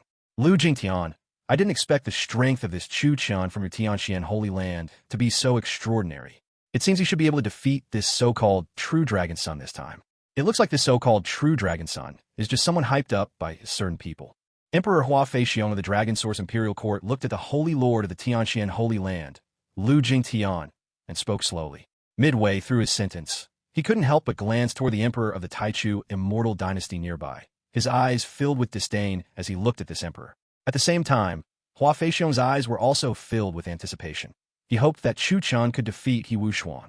Although Chu Chun was not a person from their Dragon Source Imperial Court, as long as someone could defeat He Wushuang, it would be a very good outcome for him. Upon hearing his words, Lu Jingtian also shook his head helplessly. As for the Emperor of the Taichu Immortal Dynasty, after hearing his words, he merely let out a cold snort, then continued to look towards the two fighting fiercely in the arena. At this moment, the Azure Dragon and White Tiger in the arena also collided. The instant the two forces clashed, both Chu Chun and He Wushuang let out a cold snort, and their bodies were pushed backward by the force. The space beneath their feet continuously fractured, as if the very space could not withstand the force generated by their retreat. At the same time, terrifying air currents appeared in the sky where they had just collided. Even a cultivator in the late king realm would instantly be torn to pieces if they touched even a bit of these currents. Of course, for prodigies like He Wushuang and Chu Chun, these air currents were not fatal. The two stopped their retreat only after flying back several miles. After stopping, Chu Chun looked at He Wushuang opposite him, a look of surprise appearing in his eyes. He hadn't expected He Wushuang's strength to have reached this level. One must know that Chu Chun initially thought he could easily deal with He Wushuang, but he didn't expect He Wushuang to be able to withstand his attack. However, after the brief surprise in his eyes, the playful expression on Chu Chen's face instantly became serious. Although He Wushuang's strength indeed exceeded his expectations, he still had absolute confidence in himself. On the other side, when He Wushuang saw Chu Chun not far across from him, a look of solemnity also appeared in his eyes. He had also underestimated Chu Chun, but at this moment, his eyes still carried a trace of anger. Then, a golden light suddenly appeared in his hand. Soon, this golden light transformed into a brilliant golden longsword. It looked like a sword of the king. As this brilliant golden longsword appeared in He Wushuang's hand, a kingly qi instantly erupted from He Wushuang. Clearly, having originated from an immortal dynasty, he naturally cultivated the kingly law. Following this, He Wushuang tightly gripped the golden long sword in his hand. The next second, he leaped high into the air, and a golden light appeared around him, instantly enveloping his entire body. After He Wushuang flew high into the sky, the next moment saw him gripping the golden long sword with both hands, his eyes radiating a golden light. Then, he unleashed a full-strength sword strike towards Chu Chun. A terrifying golden sword chi, as if splitting the heavens and earth, shot toward Chu Chun. Even the surrounding laws could not obstruct this golden sword chi. Chu Chun, under the other part of the sky, showed no great surprise upon seeing this, and then he formed hand seals. The next second, countless white lights appeared behind him. These white lights quickly formed clusters of white light, and within these white clusters, terrifying power was contained. It seemed as if this power could erupt from these white clusters at any moment. As the chi radiating from Chu Chun grew stronger, these white clusters of light slowly cracked open, revealing silver-white, long spears inside each one. They looked as if they were true long spears existing between heaven and earth. Simultaneously, a powerful spear intent instantly erupted from Chu Chun. Then, he lightly pointed a finger towards He Wushuang. The next second, all the silver-white long spears behind him shot towards He Wushuang. And these silver-white long spears continuously transformed during their flight. One spear turned into two turned into four, just like the Taoist concept of one giving birth to two giving birth to three, and three giving birth to all things. In just a few breaths, the sky in front of Chu Chun was filled with silver-white long spears, and these silver-white long spears quickly made contact with the golden sword chi. The next second, terrifying collision fluctuations rang out in the sky, and the entire sky was instantly filled with sword intent and spear intent. And in the direction of the collision, the golden sword chi and the sky-filling silver-white long spears continued to stand off against each other. Chapter 274, Several Mysterious Prodigies, and a giant golden sword soaring into the sky. As the two forces continuously collided in the sky, terrifying spear intent and sword intent instantly filled the entire arena. Boom! Then, a thunderous roar was heard from the arena, and in the next second, two rays of light flew out from the center of the arena. As these two rays of light slowly disappeared, Chu Chun and He Wushuang appeared before everyone in the next second, both standing on the arena. At the same time, an indescribable aura emanated from both of them. Of course, at this moment, He Wushuang had multiple fresh wounds, causing his battle robes to be instantly stained red with blood. His hair was also a bit disheveled, making He Wushuang look somewhat battered. However, at this moment, his eyes were filled with battle intent as he looked at Chu Chun opposite him. As for Chu Chun, who stood opposite him, he was clad in pristine white robes, as if he had not experienced this great battle at all. However, those who looked closely could see that a section of Chu Chun's robe corner had been cut off, but compared to He Wushuang, Chu Chun appeared much more perfect. At this moment, Chu Chun also looked calmly at He Wushuang opposite him. However, Chu Chun was somewhat surprised that He Wushuang could reach such a level. One must know that he had used his full power in that last move, but he didn't expect He Wushuang to block it, standing before him with only minor injuries. It seems I must congratulate Brother Liu. I didn't expect the Saint of Tianxian Holy Land to be so powerful. After this great battle, your Tianxian Holy Land will truly become famous throughout the entire central region. A holy lord on the high platform looked at the two on the arena and couldn't help but speak to Lu Jingtian in front of him, his eyes filled with envy as he looked at Chu Chun. After all, he also hoped that such a prodigy would appear in his holy land. And the other holy lords, after hearing the words of this holy lord, also turned their gazes towards Lu Jingtian. Clearly, they also didn't expect the Saint of Tianxian Holy Land to be so terrifying. One must know that Yi Wushuang was a renowned prodigy throughout the entire central region. Although Chu Chun and Yi Wushuang were equally famous before, Chu Chun had never truly emerged into the world, so Yi Wushuang's name had always been ranked ahead of Chu Chen's. However, this great battle today showed them Chu Chen's true strength. Lu Jingtian, upon hearing everyone's praise, also revealed a smile on his face. At this moment, he beamed with joy as he looked at Chu Chun on the arena. Although this great battle on the arena had not yet ended, based on the current situation, the Saint of their Tianxian Holy Land had a much higher chance of victory than the Taichu Immortal Dynasty. As for the Emperor of the Taichu Immortal Dynasty, he was already looking at Chu Chun in the center of the arena with a gloomy gaze. Originally, this great battle today was supposed to be when their Taichu Immortal Dynasty gained fame, but he didn't expect such a prodigy as Chu Chun to appear today. How interesting. I didn't expect Yi Wushuang of the Taichu Immortal Dynasty to also be no match for Chu Chun. I wonder if Chu Chun is even worth my effort. Under a sky not far from the arena, 3 or 4 young men stood. Their gazes were also fixed on the arena. One of the young men looked at Chu Chun on the arena, a smile playing on his lips.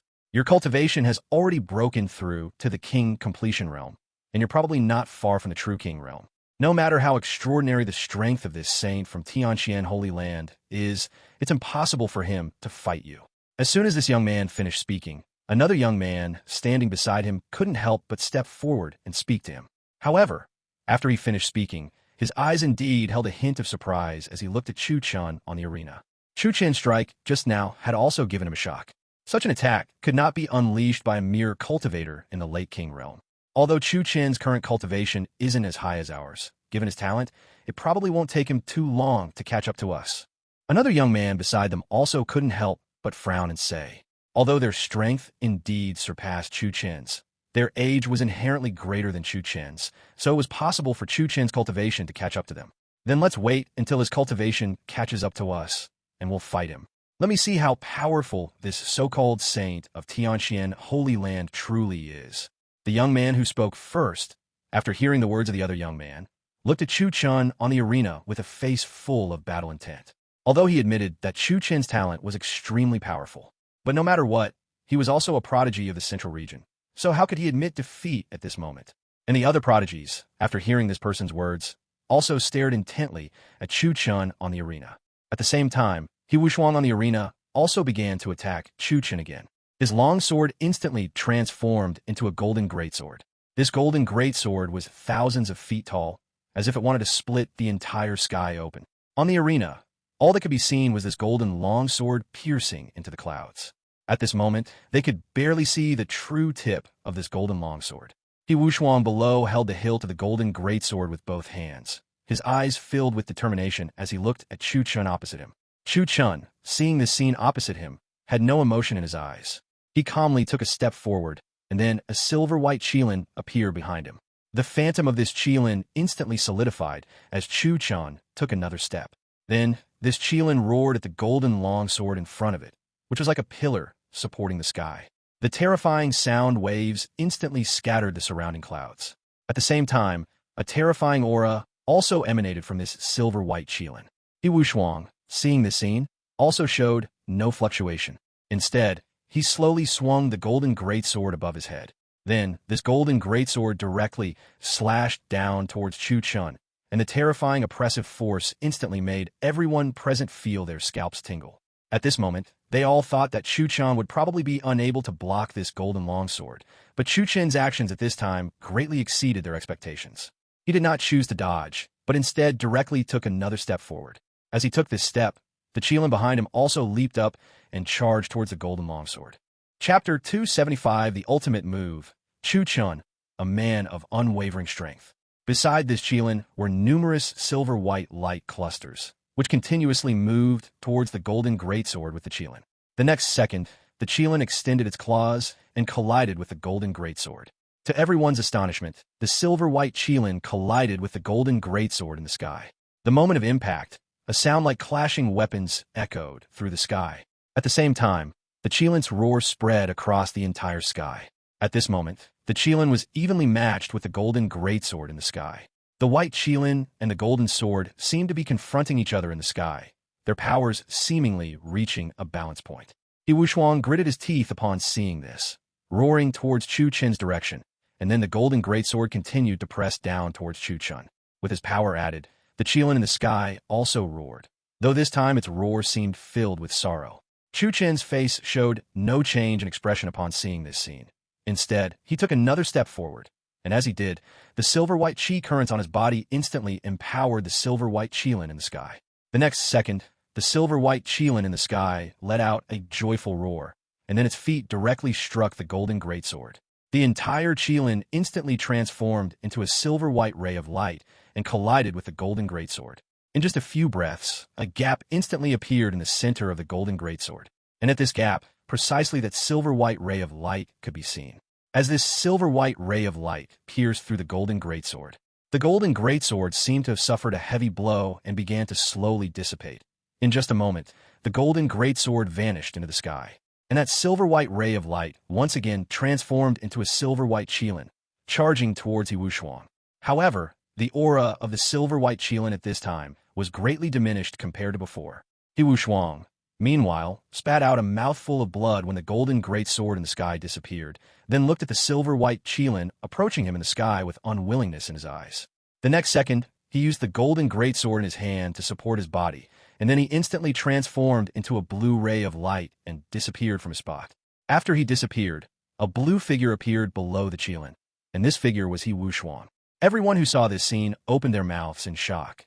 They naturally understood that He Wushuang intended to use the power of his physical body to resist this Qilin attack. Even the emperor of the Taichu Immortal Dynasty, sitting on the high platform, stood up at this moment, staring intently at He Wushuang. His eyes were filled with worry. At this moment, He Wushuang, beneath the Qilin, resolutely threw a punch, and a blue light instantly enveloped his entire being. Chu Chun below naturally saw this scene, and so he instantly took another step forward, and the Qilin in the sky, whose aura was not particularly surging, instantly changed its aura dramatically with the empowerment of this step. Chu Chen's face, having taken this step, instantly turned pale. What he had just performed was the Tianxian Holy Land's secret technique, the Qilin Stepping Heaven technique. Given his king realm cultivation, he could only take 3 steps. It should be noted that this was only possible because he was a top prodigy among king realm cultivators. Otherwise, other cultivators who cultivate the Qilin Stepping Heaven technique could only take 2 steps in the king realm. Of course, those so-called ordinary king realm cultivators also could not cultivate the Qilin Stepping Heaven technique, as this was a secret of the Tianxian Holy Land, only available to the saint of the Tianxian Holy Land and those true disciples with significant contributions. As the saint of the Tianxian Holy Land, Chu Chun naturally could cultivate the Qilin Stepping Heaven technique. When he forcefully took the 4th step just now, 8/10 of the power within his body was instantly drained, but at this moment, the power of this Qilin in the sky also greatly increased. The moment the strength of this Qilin in the sky increased, even He Wushuang's face below instantly changed. He naturally sensed the change in the Qilin before him. However, at this moment, he gritted his teeth and continued to unleash the punch in his hand at the Qilin in the sky. At this time, the emperor of the Taichu Immortal Dynasty on the high platform no longer cared about his dignity as a high and mighty emperor. He first glanced resentfully at Lu Jingtun, then looked at He Wushuang on the arena with eyes full of worry. At the same time, he was also ready to make a move at any moment, as He Wushuang was, after all, one of the strongest prodigies of their Taichu Immortal Dynasty, so he naturally could not allow He Wushuang to perish on this arena. As for the other holy lords, they watched the battle on the arena with playful expressions, as the outcome of the battle, regardless of who won or lost, was irrelevant to them. Of course, those holy lands that had friction with the Taichu Immortal Dynasty watched He Wushuang, who was about to face the silver-white Qilin in the sky, with excitement in their eyes. At this moment, even the several youths beneath that patch of sky looked at this scene in the sky with surprise in their eyes. After all, they had not expected the strength of the 2 prodigies who caught up later to reach such a level. To everyone's astonished gaze, He Wushuang's body collided with the Qilin in the sky. The moment He Wushuang collided with the Qilin, a fierce fluctuation appeared between heaven and earth. At the same time, a blue ray of light directly fell from the sky, and that silver-white Qilin also slowly dissipated in the sky at this time. As for Chu Chun, he calmly descended from the sky, then slowly stood on the arena, looking at the blue ray of light that was falling from the sky in front of him. At this time, Chu Chen's surface showed nothing, as if he had not experienced this great battle. However, a careful person could see that his face was very pale, although this great battle had caused him no small amount of exhaustion. At the same time, one could also see a trace of blood at the corner of his mouth, but this trace of blood was quickly erased by the spiritual power he circulated within his body. As the saint of the Tianqian Holy Land, Chu Fan naturally did not want others to see him injured. He wanted to defeat He Wushuang in front of him with a perfect posture.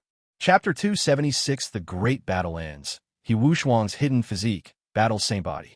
At this moment, the cultivators below thought exactly as Chu Fan had anticipated. They believed that Chu Fan had not suffered any harm from that move. Of course, this kind of move by Chu Fan could only deceive the weaker prodigies. As for the young men hiding in the sky, they naturally saw Chu Fan's true condition. The holy lords on the high platform were naturally also very clear about Chu Fan's true condition now, so they remained silent, instead turning their gaze toward another direction. However, at this moment, Lu Jingtian, the holy lord of Tianqian Holy Land, revealed a hint of helplessness on his face. Since Chu Fan was his junior brother's disciple, he was extremely fond of him. Otherwise, how could he have supported Chu Fan to the position of saint so quickly? At this moment, the beam of blue light opposite Chu Fan landed squarely on the arena, instantly smashing a huge crater into the center of the stage. Everyone's gaze was fixed on this crater, as they desperately wanted to know the situation inside. However, the smoke and dust on the arena blocked their view, causing everyone to focus their attention on the swirling cloud. As time slowly passed, the smoke and dust covering the arena quickly dispersed. What appeared before everyone was a massive crater. He Wushuang, whom everyone expected to see, did not appear. The presence of the deep crater alone suggested that He Wushuang had likely been completely defeated this time. Asterisk cough. Cough. Cough. Asterisk.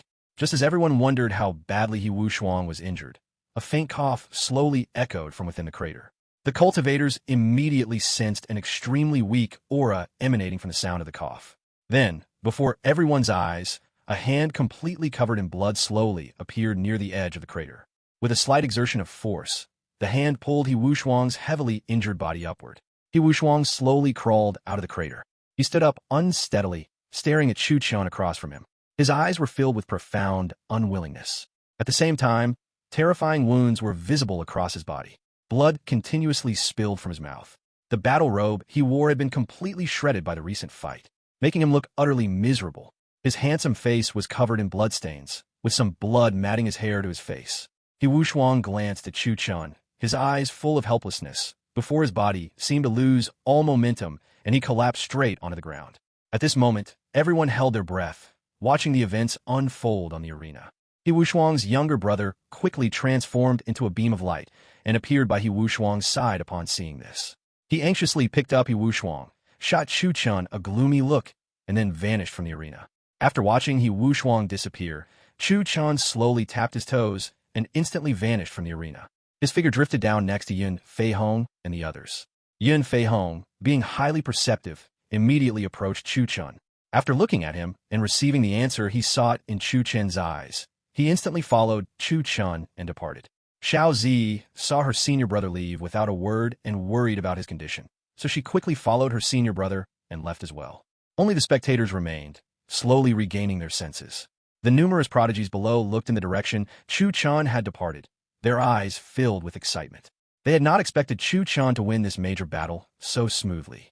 I didn't expect Holy Son Chu Fan to defeat He Wushuang so easily. When they first started fighting, I thought their strengths were nearly equal, but now it seems Holy Son Chu Fan is clearly the superior one. That is natural. After all, Holy Son Chu Fan performed 4 steps of the Qilin Stepping Heaven technique. You must know that the previous saint of the Tianqian Holy Land only managed 3 steps when he was in the King Realm, and upon taking those 3 steps, he completely lost all his power. However, He Wushuang is also impressive. Even when facing the 4 steps of the Qilin Stepping Heaven technique, he didn't retreat at all and directly met the attack. If his strength hadn't been slightly weaker, the outcome of this great battle would still be uncertain. Regardless, the victor of this great battle is Holy Son Chu Fan. His strength is likely already close to catching up with the older generation of prodigies. The crowd of prodigies below gazed in the direction Chu Fan had left, speaking with expressions full of admiration. After all, this great battle had been thoroughly satisfying to watch. Not only did He Wushuang's signature move, the True Dragon Fist, appear, but even the Tianqian Holy Land's most famous Qilin Stepping Heaven technique was displayed during this great battle. Therefore, this battle was the most spectacular one of the entire convention. The Holy Lord level experts above also looked toward the direction Chu Chun left with some emotion. They had not expected Chu Chun of the Tianxian Holy Land to mature so rapidly. They recalled that the last time Chu Chun became the saint of the Tianxian Holy Land, his cultivation was merely early-stage king. Yet now he has grown to the late king realm, and his strength is sufficient to fight a cultivator of the true king realm. While the cultivators were discussing, Chu Chun, Yin Fei Hong, and the others appeared inside a palace belonging to the Tianxian Holy Land. Chu Chun, having appeared in the palace, could no longer restrain himself. The blood in his mouth burst forward in a spray. Simultaneously, a look of extreme pallor instantly appeared on his face, making him look severely injured. Did the saint also suffer injuries during the recent great battle? Seeing this, Yin Fei Hong rushed anxiously to Chu Chen's side and circulated his qi to treat Chu Chen's injuries. He also quickly pulled out a jade bottle, poured out a medicinal pill, and helped Chu Chen ingest it. Xiao Zi, standing nearby, looked at her senior brother with great concern. She had not expected him to suffer such severe injuries. I suffered a backlash from forcibly executing the fourth step of the Qilin stepping heaven technique. Furthermore, I hadn't expected He Wushuang to possess the Battle Saint Body. In the final moments, his Battle Saint Body was pushed to its limit, which is why I suffered such a severe injury. Chu Chun gently wiped away the blood from the corner of his mouth, then spoke gravely to the group before him, saying that he, too, had never expected He Wushuang to possess the Battle Saint Body, a physique truly unparalleled in combat. Chapter 277, the Mongol Yuan dynasty surrenders, and the eastern regions are about to be unified. After hearing Chu Chen's words, Yin Fei Hong and the others instantly wore solemn expressions. They hadn't expected the fourth prince to actually possess the Battle Saint Body. One must know that the Battle Saint Body is an existence that ranks among the top 100 special physiques. It could be said that the Battle Saint Body and the Supreme Bone inside Chu Chen's body are probably already evenly matched.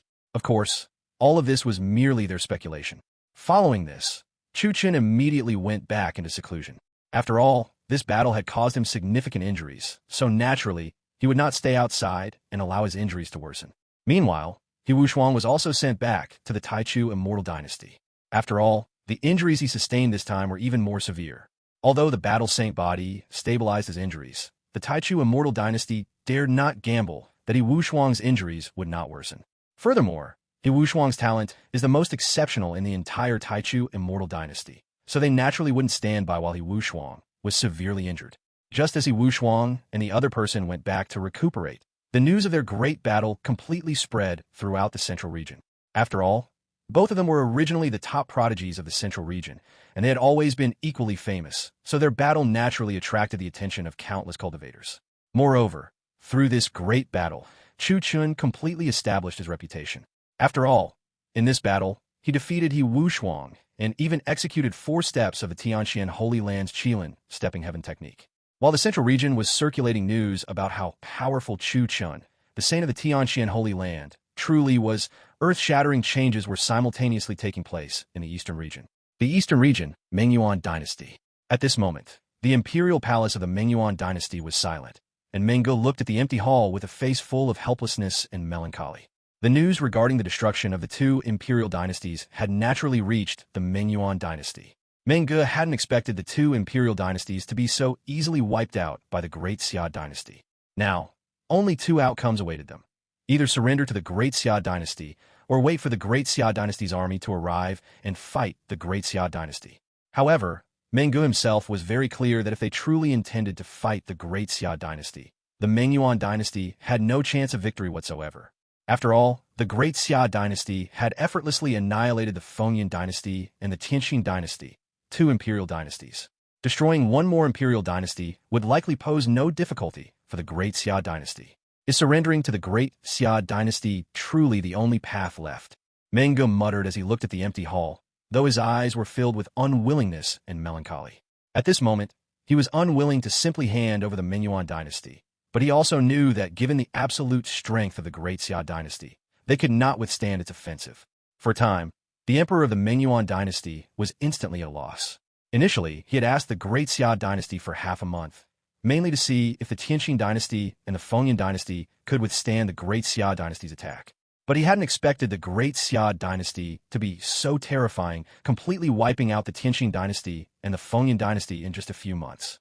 This caused his plan to completely fall through. Now Meng Ge didn't know whether he should surrender to the Great Xia dynasty. After all, if he surrendered to the Great Xia dynasty, he would become the center of the entire Mengyuan dynasty. The helpless Meng Ge immediately headed to the ancestral land of the Mengyuan dynasty. Soon, Meng Ge appeared in the ancestral land and began discussing the subsequent matters with his old ancestor.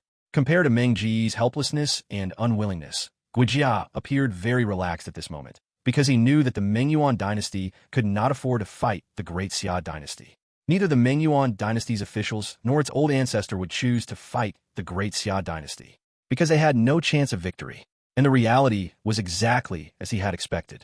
Time quickly advanced to the next day, and Guijia, who had just woken up, was summoned by Meng Ji's men to the Mengyuan dynasty's main hall. Upon entering the hall, Guijia naturally observed the situation within the Mengyuan dynasty's main hall. Although Meng Ji's face showed unwillingness, it was clear that he did not intend to fight the Great Xia dynasty to the bitter end. I appreciate the strategist's hardship during his time in my Mengyuan dynasty. Moving forward, my Mengyuan dynasty will surrender to the Great Xia dynasty. I hope the strategist will report this news back to the Great Xia dynasty's emperor. Meng Ge said with a look of melancholy as he gazed at Guijia below. After speaking, he seemed to have lost all strength, staring blankly at the hall before him. Very well, then I shall take my leave now. Guijia had naturally anticipated this scene, so he calmly spoke to Meng Ge above. After finishing his words, he immediately left the Mengyuan dynasty's main hall. After leaving the Mengyuan dynasty's main hall, Guijia immediately transmitted the news to Chu Fan. Of course, Chu Fan also received the news at this time. The moment the Mengyuan dynasty surrendered, the system's notification sounded in Chu Fan's mind. Ding! Congratulations to the host for successfully conquering the Mengyuan dynasty. Reward: for Conqueror King summoning cards. Chu Fan, in Chang'an City, was somewhat surprised upon hearing the system notification. He hadn't expected the Mengyuan dynasty to fall into the Great Xia dynasty's hands so easily. It seems it won't take much longer to unify the entire eastern region. After hearing the system prompt, Chu Fan slowly looked toward the outside of the palace. Since he had already dealt with all 4 great dynasties in the eastern region, then unifying the entire eastern region would be very easy. As long as the entire territory of the eastern region was incorporated into the Great Xia dynasty, then the Great Xia dynasty could unify the eastern region. After learning that the Mengyuan dynasty was also brought into the Great Xia dynasty's territory, Chu Fan immediately went to the imperial palace in Chang'an City. Subsequently, he gathered all the officials in Chang'an City in the main hall. At this time, Chen Jibao and the others had also returned to Chang'an City. As for the Fengyan dynasty, Chu Fan had dispatched talented governance officials to manage the Fengyan dynasty. Moreover, the imperial capital of the Fengyan dynasty was renamed Fengyan City by Chu Fan. Now, the Mengyuan dynasty can also be incorporated into the Great Xia dynasty's territory. However, we have not yet completely unified the entire eastern region. I want the entire eastern region to only hear my voice. Chu Fan spoke slowly, looking at Chen Jibao and the others below. After he finished speaking, a King's Dao aura emanated from him. At this moment, he seemed like a true human emperor standing in the Great Hall. Chu Fan's eyes were filled with terrifying pressure, making him look even more like a human emperor. Chapter 278: Unification of the Eastern Region, the Heaven-Defying Time Pagoda. Following this, Chu Fan immediately dispatched the Great Xia dynasty's army to clear out the entire eastern region. Any sect or force that did not obey the Great Xia dynasty's orders was completely suppressed. As for the Mengyuan dynasty, Chu Fan also directly sent Yang Yi and the Yang family army there. Now that he had no role in the Tianjin dynasty, Chu Fan directly sent him out to suppress the forces in the Mengyuan dynasty that did not intend to surrender to the Great Xia dynasty. Following Chu Fan's order to unify the entire eastern region, the news that the Great Xia dynasty had taken down the 3 great dynasties spread completely. At the same time, the entire eastern region learned that the Great Xia dynasty had dealt with the other 3 great dynasties, and the Great Xia dynasty could now completely unify the entire eastern region. The entire eastern region was thoroughly shaken upon hearing this news. They had never expected that the former prince of Jinbei's estate could so easily resolve the 4 great dynasties, the 4 peak imperial dynasties of the eastern region. One must know that the eastern region had been ruled by these 4 great dynasties for a full 1,000 years. Yet now, in just a few short years, they have been replaced by the Great Xia dynasty. Naturally, many people began to pay attention to the Great Xia dynasty at this time. I never expected the Great Xia dynasty's strength to be so terrifying. They completely resolved the 4 great dynasties, which had existed for thousands of years, in just a few years.